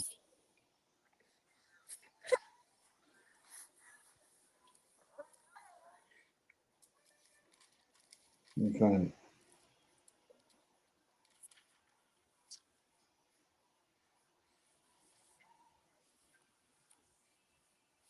He said that came to pass in the fourth month Solomon in the house which the king Solomon built for the Lord. The land, well, he told Solomon that if you do what's right in this house, Okay. then you're gonna always it's always gonna be in place. But when you Okay, turn from me, that's 12. Yes, sir. yeah, it You were says looking for concerning 12. this Uh-huh. house, yeah, which thou art in building, if thou will walk in my statutes and Okay. execute my judgments and keep all my commandments to walk in them, then will I perform my word with thee, which I spake on the day. And that's in Second Samuel chapter 7. Look at that. So he says chapter 7, 11. And this is me talking to David. And as since the Okay. time that I commanded judges to be over my people Israel, and I have charged thee to rest from all thy enemies, also the Lord telleth thee that he will make a house. This is what they're doing now. And when thy Okay. days are fulfilled and thou shalt sleep with thy fathers, I will set up the seed after thee as Solomon, which shall proceed out of thy bowels. I will establish his kingdom. He shall build a house for my name, and I will establish the throne of his kingdom forever. I will be his father, he shall be my son. If he commit iniquity, there it is. If he commit iniquity, Yeah. I will chasten him with the rod of men and with stripes of the children of men. There you go, right there. So we know what happened. They turned against him, and he brought Nebuchadnezzar. And like I was saying Yes. earlier in a previous class, all this stuff is the oil that the holy oil that's made in Exodus chapter 30, all these stuff that was mentioned, these candlesticks and these snuffers and all this, it was anointed. The priest was anointed. All this stuff go together. That's why when Nebuchadnezzar came, he took all of it because all of it is anointed for the most to the most high. This is the same stuff that Nebuchadnezzar's son took and had a party with. That's what got him killed. Yes, sir. Okay, yeah. Thank you. And it's the same stuff I mentioned in when which is diabolical. What his name? Antioch Epiphanes took all this stuff. So you have to ask yourself, where was all this during the time of the when Jesus came? If Antiochus and them took it. So yeah. So you want to read chapter 8, 8 and 9, AJ? Right, shalom, yes, sir. In First Kings 8, and it says that then Solomon assembled the elders of Israel, excuse me, and all the heads of the tribes, the chief of the fathers of the children of Israel, on the king Solomon in Jerusalem, that they might bring up the ark of the covenant of the Lord out of the city of David, which is Zion. And all the men of Israel assembled themselves on to King Solomon at the feast in the month Ethanim, which is the seventh month. And all the elders of Israel came, and the priests took up the ark, and they brought up the ark of the Lord and the tabernacle of the congregation, and all the holy vessels that were in the tabernacle, even those did the priests and the Levites bring up. And King Solomon and all the congregation of Israel that were assembled unto him were with him before the ark, sacrificing sheep and oxen that could not be told nor numbered for multitude. And the priests brought brought in the ark of the covenant of the Lord onto his place into the oracle of the house to the most holy place, even under the cherubim even under the wings of the cherubims. For the cherubims spread forth their two wings over the place of the ark, and the cherubims covered the ark and the staves thereof above. And they drew out the staves, that the ends of the staves were seen out in the holy place before the oracle, and they were not seen without. And and there they were unto this day. There was nothing in the ark save the two tables of stone, which Moses put there at Horeb, when the Lord made a covenant with the children of Israel, when they came out of the land of Egypt. And it came to pass, when the priests were come out of the holy place, that the cloud filled the house of the Lord, so that the priests could not stand to minister because of the cloud. For the glory of the Lord had filled the house of the Lord. Then spake Solomon, the Lord said that he would dwell in the thick darkness. I have surely built thee a house to dwell in a settled place for thee to abide forever. And the king turned his face about and blessed all the congregation of Israel. And all the congregation of Israel stood. And he said, Blessed be the Lord God of Israel, which spake with his mouth unto David my father, and with his hand fulfilled it, saying, Since the day that I have brought forth my people Israel out of Egypt, I choose no city out of all the tribes of Israel to build a house, that my name might be therein. But I chose David to be over my people Israel. And it was and it was in the heart of David, my father, to build a house for the name of the Lord God of Israel. And the Lord said unto David, my father, whereas it was in thine heart to build an house unto my name, thou didst well that it was in thine heart. Nevertheless, thou shalt not build the house, but thy son that shall come forth out of thy loins, he shall build the house unto my name. And the Lord has performed his word that he spake. And I am risen up in the room of my father and sit on the throne of Israel, as the Lord promised, and have built an house for the name of the Lord God of Israel. I have set there a place for the ark, wherein is the covenant of the Lord, which he made with our fathers when he brought them out of the land of Egypt. And Solomon stood before the altar of the Lord in the presence of all the congregation of Israel, and spread forth his hands toward heaven. And he said, Lord God of Israel, there was no God like thee in heaven above or on earth beneath, who keepeth covenant and mercy with thy servants that walk before thee with all their heart, who has kept with thy servant David, my father, that thou promised him. Thou spakest also with thy mouth, and hast fulfilled it with thy hand, as it is this day. Therefore now, Lord God of Israel, keep with thy servant David, my father, that that thou promised him, saying, There shall not fail thee a man in my sight to sit on the throne of Israel, so that thy children take heed to their way, that they walk before me as thou hast walked before me. And now, O God of Israel, let thy word, I pray thee, be verified, which thou spakest unto thy servant David my father.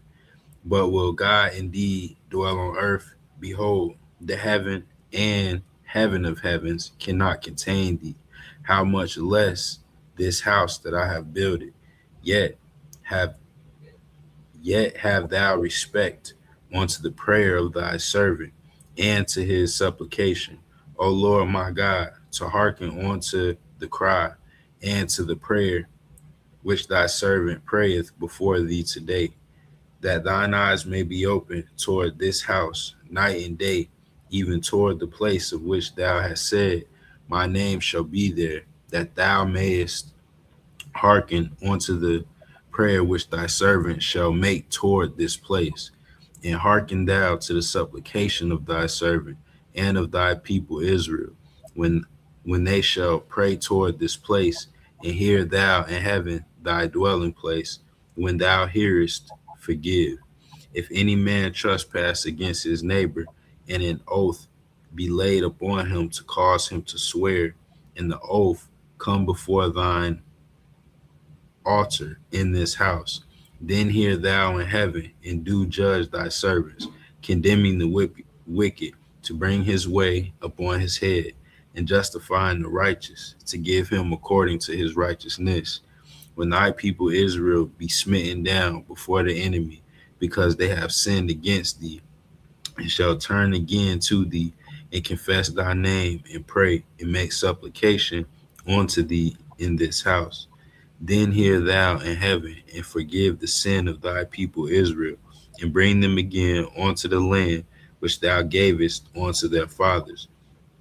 When heaven is shut up, and there is no rain, because they have sinned against thee, if they pray toward this place, and confess thy name, and turn from their sin, when thou afflictest them, when thou hear and excuse me, then hear thou in heaven, and forgive the sin of thy servants and of thy people Israel, that thou teach them the good way wherein they should walk, and give rain upon thy land which thou hast given to thy people for an inheritance.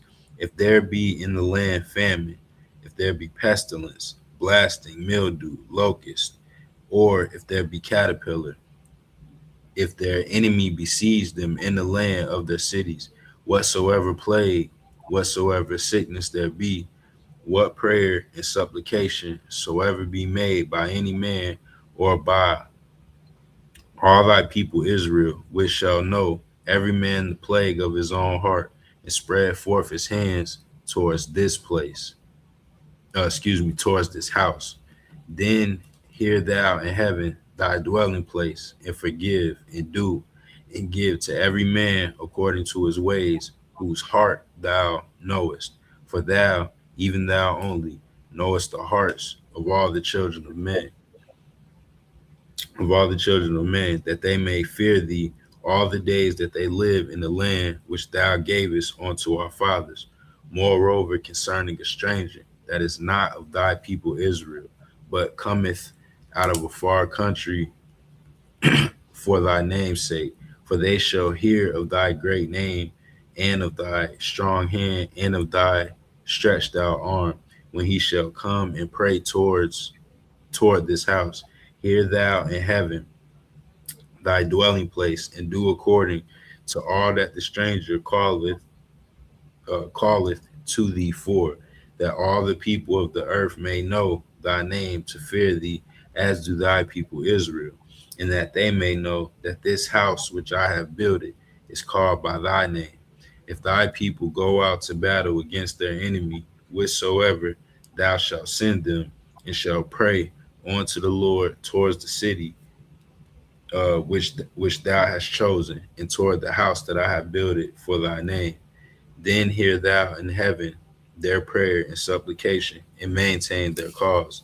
If they sin against thee, for there is no man that sinneth not, and thou be angry with them, and deliver them to the enemy, so that they carry them away captives onto the land of the enemy, far or near.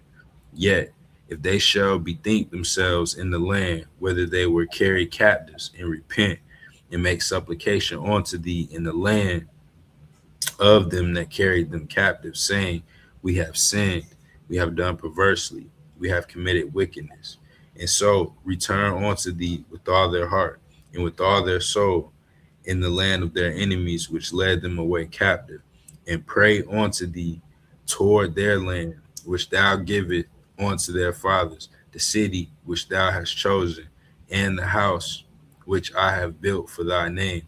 Then hear thou their prayer and their supplication in heaven, thy dwelling place, and maintain their cause, and forgive thy people that have sinned against thee, and all their transgressions wherein they have transgressed against thee, and give them compassion before them who carry them captive, that they may have compassion on them. For they be thy people and thy inheritance, which thou broughtest forth out of Egypt from the midst of the furnace of iron, that thine eyes may be open unto the supplication of thy servant and unto the supplication of thy people Israel, to hearken unto them in all that they call for unto thee. For thou didst separate them from among all the people of the earth to be thine inheritance, as thou spakest by the hand of Moses thy servant, when thou broughtest our fathers out of Egypt, O Lord God. And it was so that when Solomon had made an end of praying this prayer and supplication unto the Lord, he rose. He arose from before the altar of the Lord, from kneeling on his knees with his hands spread towards heaven. And he stood and blessed all the congregation of Israel with a loud voice. Blessed be the Lord that hath given rest unto his people Israel, according to all that he promised. There have not failed one word of all his good promise, which he promised by the hand of Moses his servant. The Lord our God be with us, as he was with our fathers. Let him not leave us nor forsake us, that he may incline our hearts unto him, to walk in his ways and to keep his commandments and his statutes and his judgments, which he commanded our fathers. And let these my words, wherewith I have made supplication before the Lord, be nigh unto the Lord our God day and night, that he maintain the cause of his servant and the cause of his people Israel at all times, as the matter shall require, that all the people of the earth may know that the Lord is God and there is none else. Let your heart therefore be perfect with the Lord our God, to walk in his statutes and to keep his commandments, as it is this day. And the king and all Israel with him offered sacrifice before the Lord. And Solomon offered a sacrifice of peace offerings, which he offered unto the Lord, 220,000 oxen and 120,000 sheep. So the king and all the children of Israel dedicated the house of the Lord. The same day did the king hallow the middle of the court that was before the house of the Lord. For there he offered burnt offerings and meat offerings and the fat of the peace offerings, because the brazen altar that was before the Lord was too little to receive the burnt offerings and the meat offerings and the fat of the peace offerings. And at that time, Solomon held a feast, and all of Israel with him, a great congregation, from the entering in of Hamath onto the river of Egypt, before the Lord our God, 7 days and 7 days, even 14 days.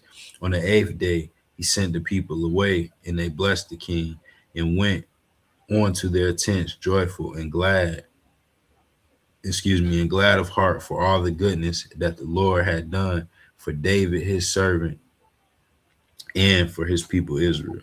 And Shalom, now is 1 Kings chapter 8. Okay, got anything on that?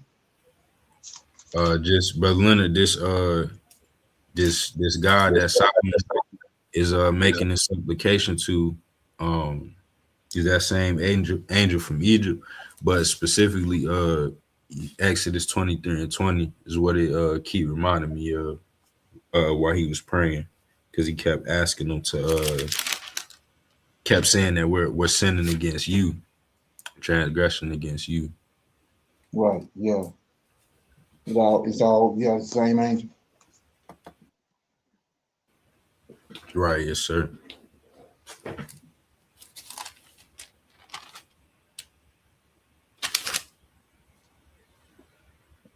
You got anything else on that? No, sir. Oh, wait, Brother Leonard, and I'm trying to think of where is that at? Where it says, "And we have chosen." Okay, right here, where they talking about the stranger in verses 41 and 42, and is this talking about a stranger like Hebrew strangers that's not Israelites, or is this talking about Gentiles included in this too? Yeah, anybody that says, moreover, concerning a stranger that is not of of thy people, Israel, but cometh out of a far country for thy name's sake. Just like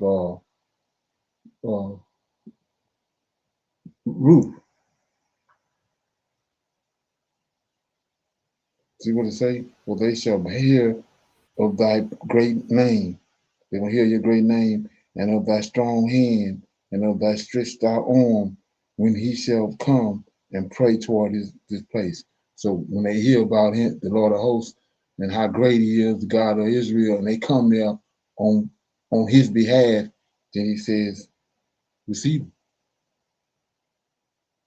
He says, hear thou in heaven thy dwelling place, and do according to all that the stranger calleth thee for, that all the people of the earth may know thy name, to bear thee as thy people Israel, and that they may know that this house which I have built is called by thy name. So, like I was saying before in some of the earlier videos, they already had a way in. Ain't nobody had to come and die for no Gentile to bring them in or to get grafted in. Right here, they already had a way in. If they came like this, they had a way in. We see what Uriah was married to Bathsheba, right? Right. Yes, sir. Yeah. And then what his name? Baal was married to Abigail. Right. Mm-hmm. Yeah, so they always had a way in, but it wasn't the New Testament. That's a concoction of the Gentiles, but they always had a way in to the nation of Israel. So you got the Hebrew stranger, but you got the regular stranger too. But like I said, you got like the Gentile or the heathen that comes there, and because of the Most High, and he has access to certain parts of Israel, certain parts of the temple. But Hebrew that comes there, he got full access, like all of just like any Hebrew Israelite.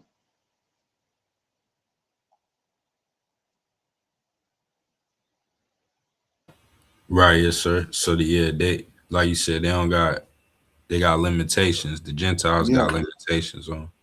right. That's why it says the court of the Gentiles. Okay. Right. Okay. Okay. And then Brother Leonard, just one more point too. And here it kept making the point to say, uh, reach your hands towards the temple when when they're Stretch praying. forth thy hand. Right. Yes, sir. Right. So to turn toward the temple and stretch forth thy hands. Then he says, hear from heaven.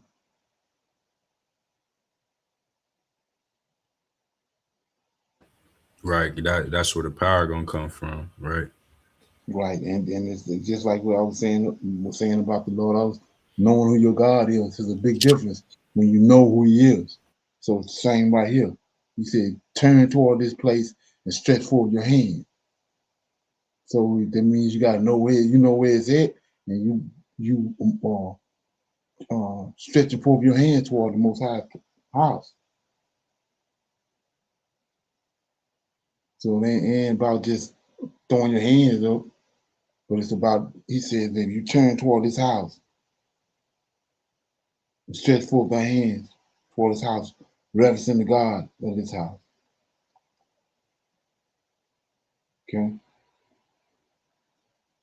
Yeah. Yes. Shalom. And Brother Leonard, that's powerful too, because we don't got that ability right now. Is what I was thinking about, because I don't really know the right direction of the temple right now, and I know it's not one standing. But Exactly. Yeah, yeah. So that's what I was saying that about. I mean, it's like, how you gonna sacrifice a ram when it ain't no temple? right, So it's the same way with that. We do the things that we can do. We do the things that we can't.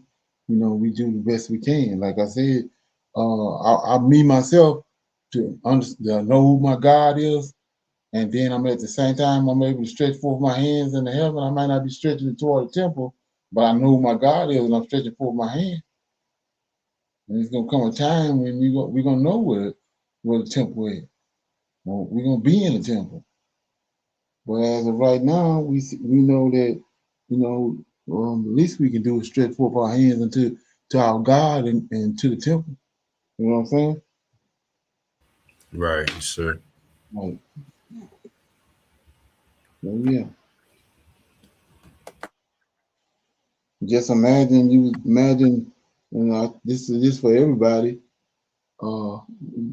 Just imagine back in the days when you was calling on things, and then some of the things was being answered, but you thought it was JC. Imagine that. Okay. All the time. All right. Yes, sir. So we on 9, right, Brother Leonard? Yeah. Sir, so it's mine says the second appearance of the Lord. And it says, and it came to pass when Solomon had finished the building of the house of the Lord and the king's house, and all Solomon's desire, which he was pleased to do. And the Lord appeared to Solomon the second time, as he had appeared unto him at Gibeon. And the Lord said unto him, I have heard I have heard thy prayer and thy supplication that thou hast made before me. I have hallowed this house which thou hast built, and put my name there forever, and my eyes and my heart shall be there perpetually. And if thou wilt walk before me as David thy father walked, in integrity of heart and in uprightness, to do according to all that I have commanded thee, and will keep my statutes and my judgments,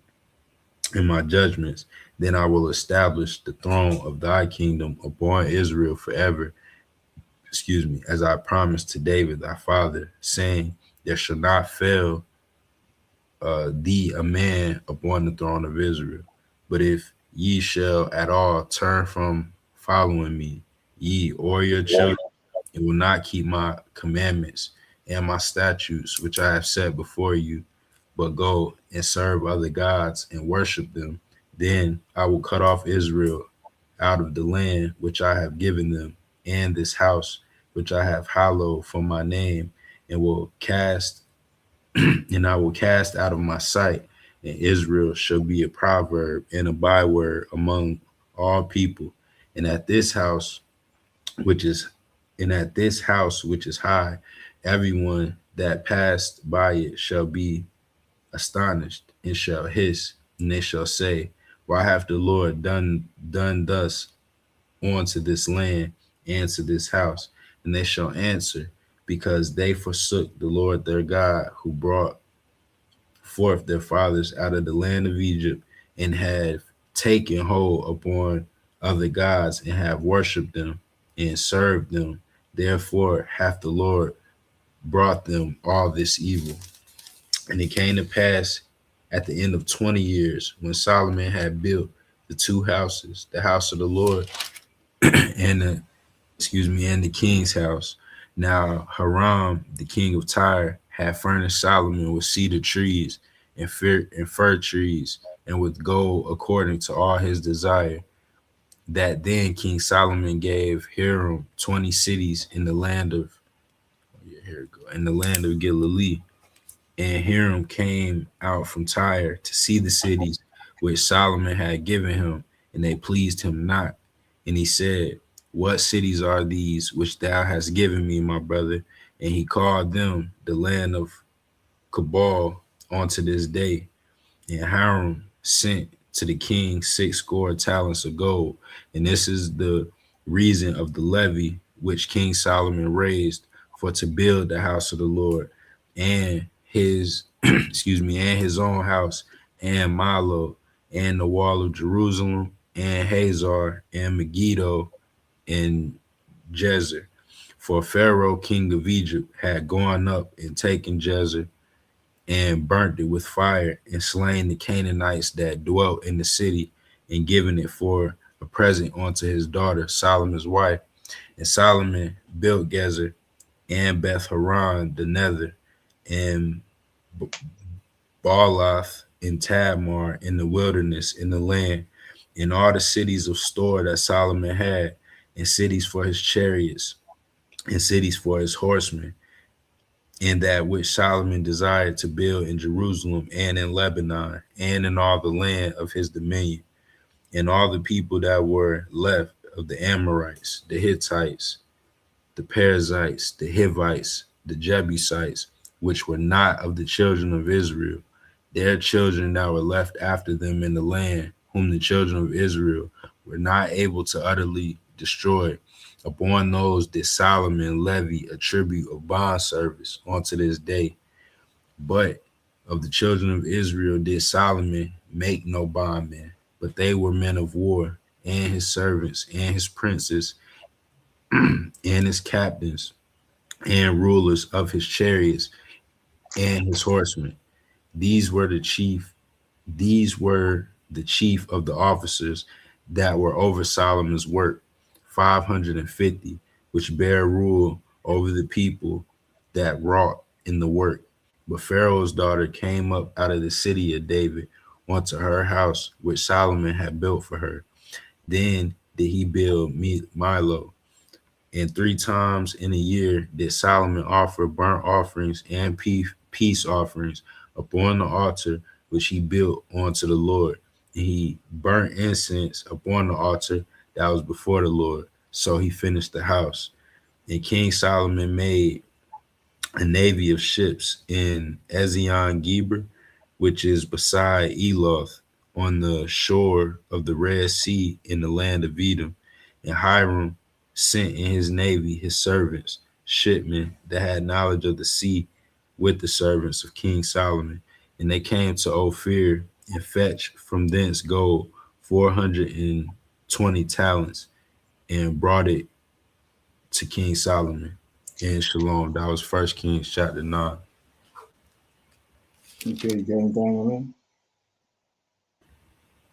on Just Brother Leonard, how in in verse 11, 11, 12, and 13, sir, where you talk about Galilee, Right.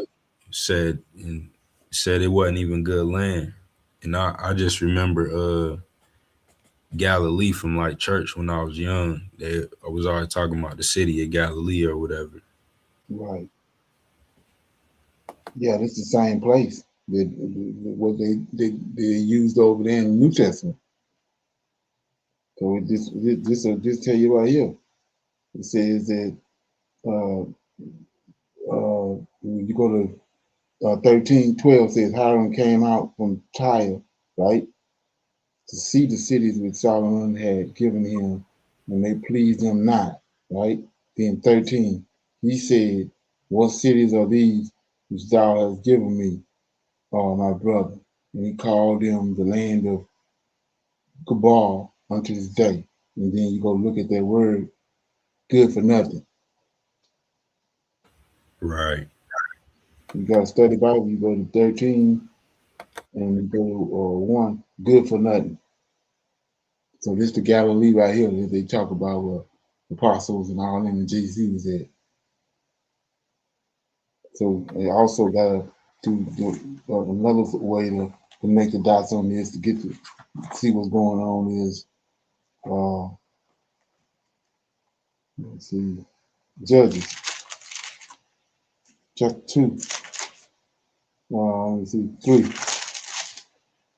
Judges chapter 3. There's let me see, 4, 3. Let me see. I think it's 4. Yeah, chapter 4. Says in verse 1, the children of Israel again did evil in the sight of the Lord when Ehud was dead, and the Lord sold them into the hands of Jabin, king of the Canaanites, right? Jabin, king of the Canaanites, that reigned in Hazor, right? He reigned in Hazor, the captain of those whose host was Sisera, which dwelt in Hazarath of the Gentiles, same place. So these Gentiles, that's what Galilee was. Gentiles. And notice he said 13 cities. Then Solomon gave 20 cities. This the area where the Gentiles is at. That's why Hiram is saying they ain't good for nothing. And then they turn right around in the New Testament. This will JC showed of it, and the apostles and all them. Is that something? Right. Okay. You got anything else? Brother Leonard, in verse 20, sir, where it says right here, in all the people that were left, the Amorites, the Hittites, the Perizzites, the Hivites, and the Jebusites, which were not of the children of Israel. Right. So them is Canaanites. I know some people think the Canaanites from the same bloodline as the Israelites. This verse says different. Right, in 21, their children that were left after them in the land, whom the children of Israel also were not able to utterly destroy. Upon those, the Solomon levied a tribute of bond service unto this day. So they would bond men and bond women because of who they was. So I'm gonna put a levy on Right. And Brother Leonard, is do that got anything to do with where it say Canaan gonna like be a servant in the tents of Shem? That is it. That's it? Okay. Part of it.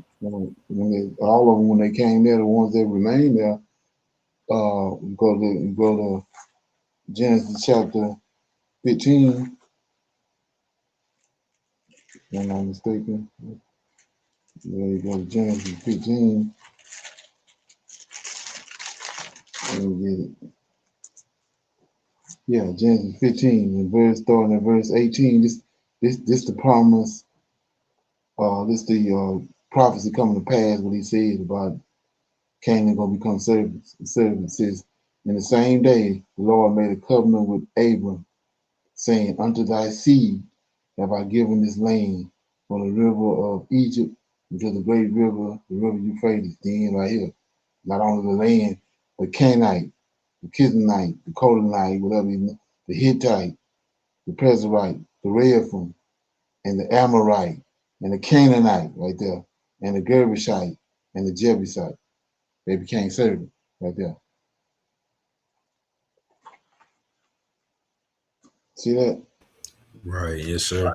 Mm-hmm. And all that's happening right here is Solomon continuing that in verse 21. Okay. Right. No doubt. Okay. And that's why, like I said, when you go to the 33 men that David had, mighty men. Okay. They come from these 7 nations. Oh, right.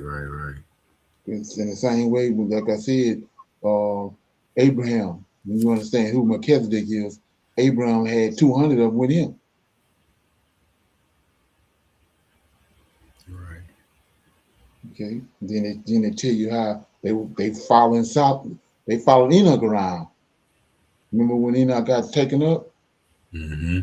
They all following him. That's what I'm saying. They follow him. That's what a lot of people not understanding. So and they ain't just show up with David. Judah had them with him. Right. He sure did. Right. Mm-hmm. Is that something? Right. All right. So with that being said, let's go ahead and I watched a video yesterday, man. I'm gonna get when I get off here. I'll get it posted on the Messenger. yeah, I'm gonna have it posted on there. It's crazy, man. Go back to what I was talking about why do Sahara Desert look the way it looks. We see this right here, it's gonna be crazy, man. But yeah, also chapter 10 says Queen of Sheba visited Solomon. And when the Queen of Sheba heard the fame of Solomon, concerning the name of the Lord. She came to prove him with hard questions. So here you go again about the stranger hearing the Lord's word, right? When Queen Sheba heard the fame of Solomon concerning the name of the Lord. See that? So she's doing the same thing that Ruth done. Name of the Lord. She came to prove him. Right? So she came to prove Solomon about the Lord, to prove him with hard questions. And she came to Jerusalem with a very great train, camels that bore spices, very much gold, precious stones. And when she was come to Solomon, she communed with him of all that was in her heart. And Solomon told her all her questions. And Solomon told her all her questions. There was not anything hid from the king, which he told her not. And when the queen of Sheba had seen all of Solomon's wisdom and the house that he had built, and the meat of his table, and the sitting of his servants, and the attendance of his ministers, and their apparel, and his cupbearers, and his ascent by which he went up into the house of the Lord, there was no more spirit in her. So back to the garments, Isaiah 52, right? And the meat of his table, and the setting of his servants, and the attendance of his ministers, and their apparel. Okay. Anyway, 6.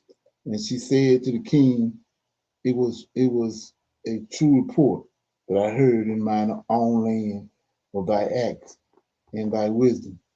Howbeit I believed not the word until I came, and mine eyes had seen it, and behold, the half was not told me. Thy wisdom and thy prosperity exceedeth the fame which I have heard.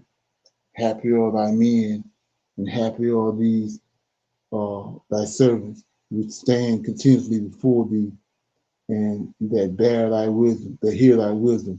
Blessed be the Lord thy God, which delighteth in thee, to set thee on the throne of Israel, because the Lord loveth Israel forever. Therefore made he thee king to do judgment and justice. And she gave the king 120 talents of gold and of spices, very great store, and precious stones. These came not no more, and there came no more such abundance of spices as these which the queen of Sheba gave to King Solomon. And the navy also of Hiram that brought gold from Ophir brought it from Ophir great plenty of almond trees and precious stones. And the king made of the almond trees pillars for the house of the Lord and for the king's house, harps also and pastries for singers. There came no such almond trees, nor were seen such this day.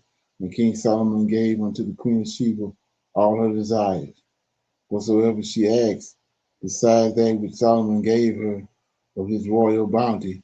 So she turned and went to her own country, she and her servants. Now the wealth of the gold that came to Solomon in 1 year was 636 talents of gold. Besides that, he had of the merchantmen and of the traffic of the spice merchants and of all the kings of Arabia and of the governors of the countries. And King Solomon made 200 talents of beaten gold, 600 shekels of gold went to one target. And he made 300 shields of beaten gold, 3 pounds of gold went to one shield. And the king put them in the house of the forest of Lebanon. Moreover, the king made a great throne of ivory overlaid it with the best gold. The throne had 6 steps, and the top of the throne was round behind, and there were staves on either side of the place of the seat, and 2 lions stood before the staves. And the 12 12 lions stood before on the one side, and on the other side, 6 steps that were not the like made in any kingdom.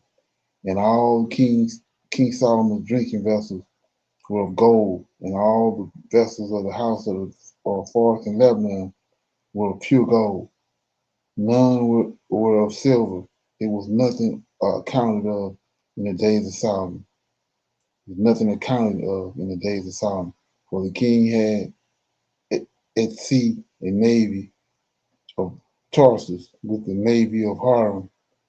Once in 3 years came the navy of Tarsus bringing gold and silver, ivory, apes, and peacocks. So King Solomon exceeded all the kings of the earth for riches and for wisdom, and all the earth sought to Solomon to hear his wisdom, which God had put in his heart. And they brought every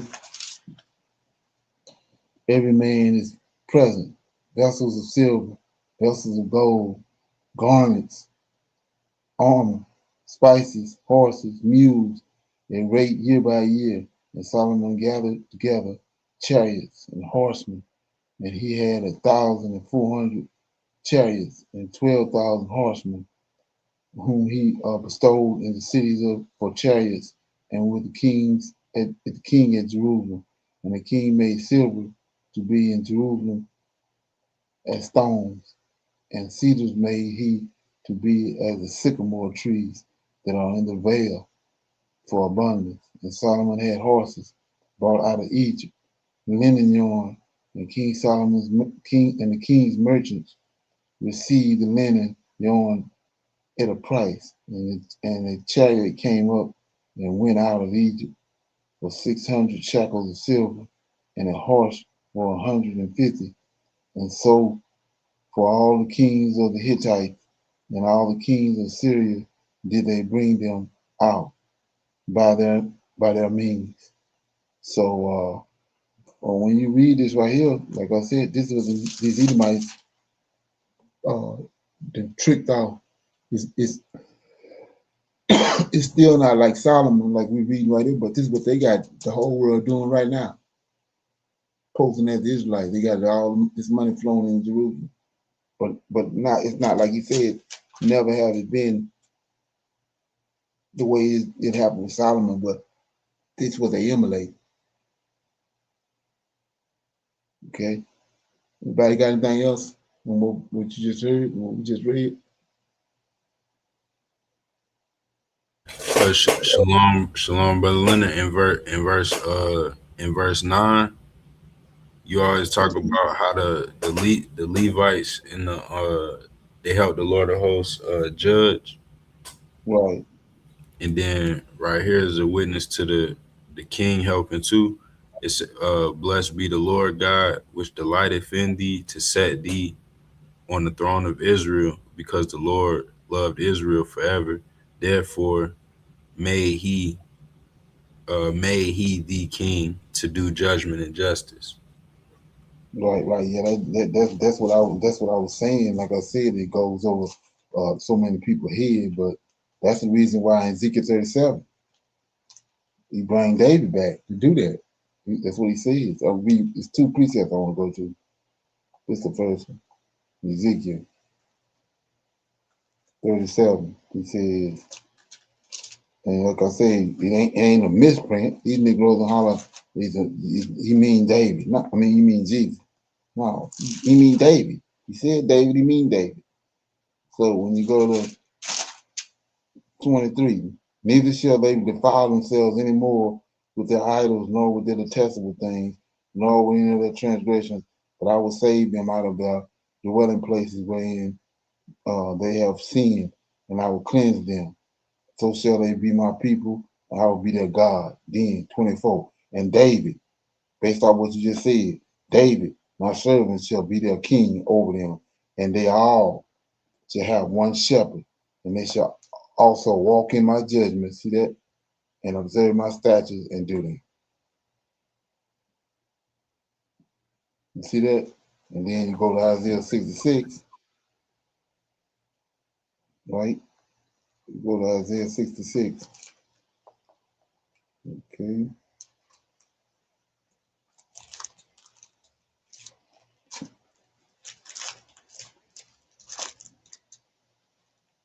Isaiah 66, and then you get to verse 50,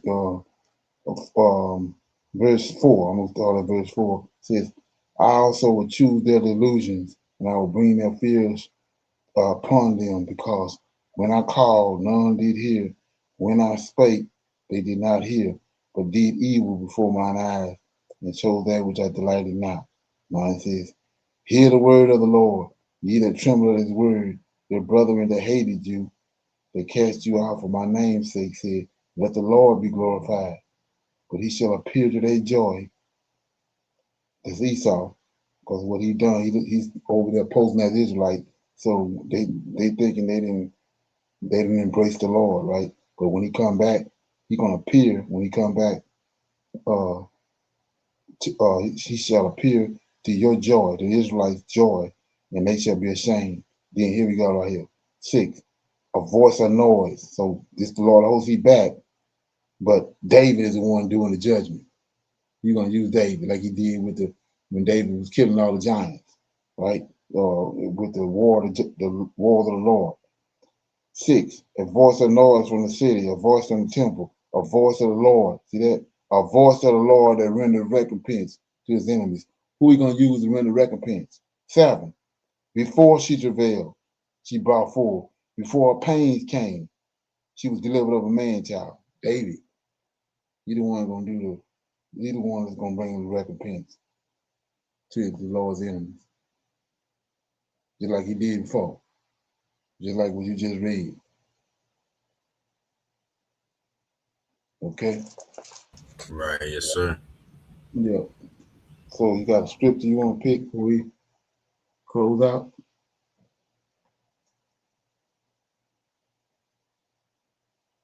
I do, yes, sir. And this is Amos 8. Sir, Amos 8 and verses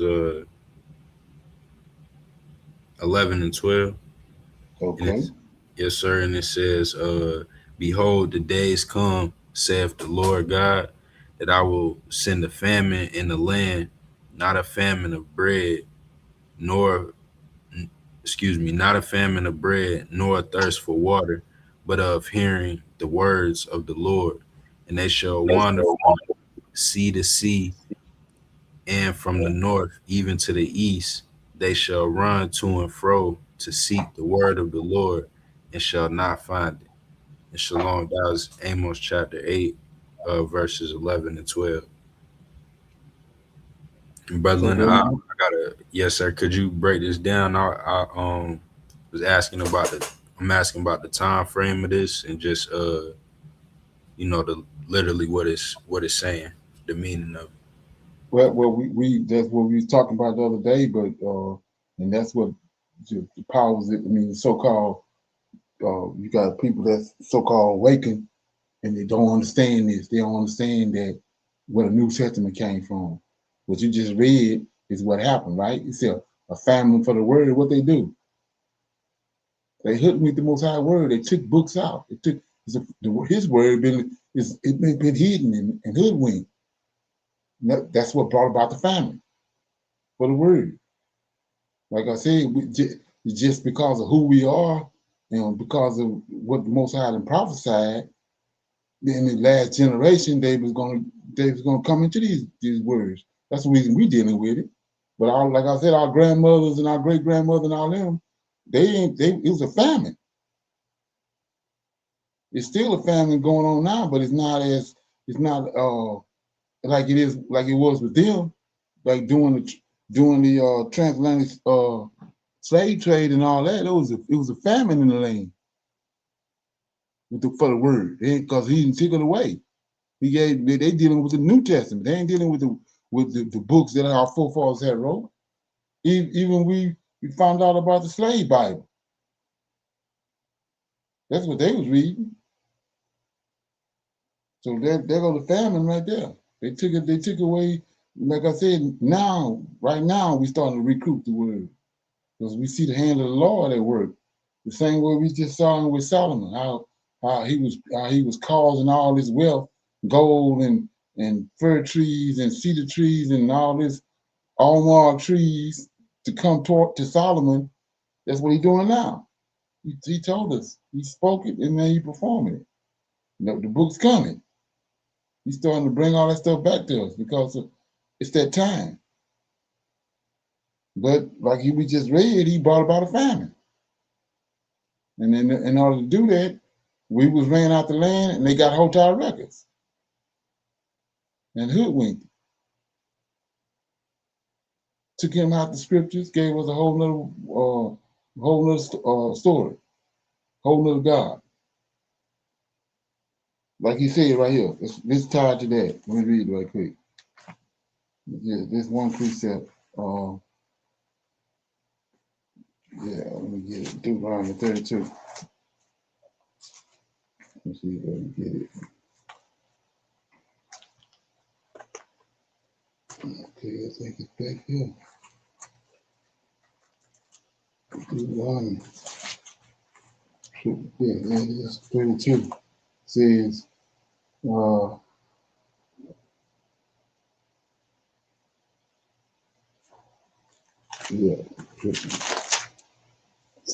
verse 16, they provoked him to jealousy with strange gods, with abominations provoked they him to anger. They sacrificed unto devils, not to God, to gods whom they knew not, new gods that came newly up, whom your fathers knew not.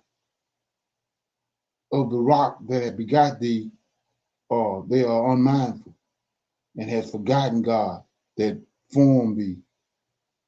And when the Lord saw it abhorred them because of the provoking of his sons and his daughters.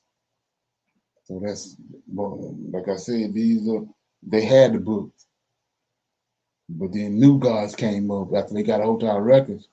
Like I was listening to some brothers talking the other day about the Septuagint. You know, what was the purpose of the Septuagint?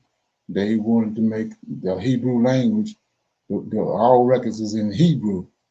They abhorred the Hebrew. So they translated it and it went to Alexandria, Egypt, and they translated it Tanak to the Greek. That's when they went to work on it. Once they got it in their language, where they can understand it, then they went to work. Like I say, the Greeks are pros at transliterating stuff and Hellenizing, synchronizing. And that's what they did. Okay. That making sense? Right, yes, sir. And so that don't make the Septuagint more important than the King James or nothing like that, right? Oh no. You know, it don't.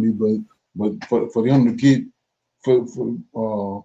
when you say the Septuagint is the Old Testament Tanakh that's written in Greek, right? Right. Then the New Testament came, but the New Testament came after they translated our records to Greek. Then that's how they got the New Testament. See what I'm saying? It's not like they had the Old and New Testament there and translated into Greek. No, the New Testament came about because they translated our records into Greek, and they better understood it and studied it, and then from that, that's how they come up with the New Testament.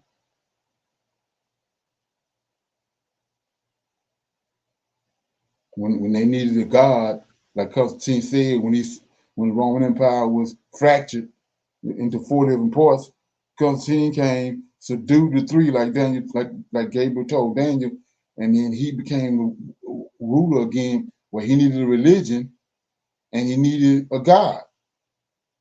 And then being the Greeks, he just went to the records. And he created him a God from our records.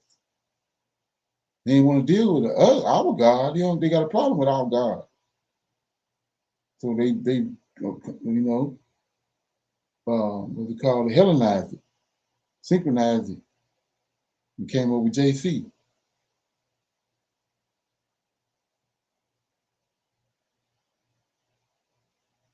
That's how that worked.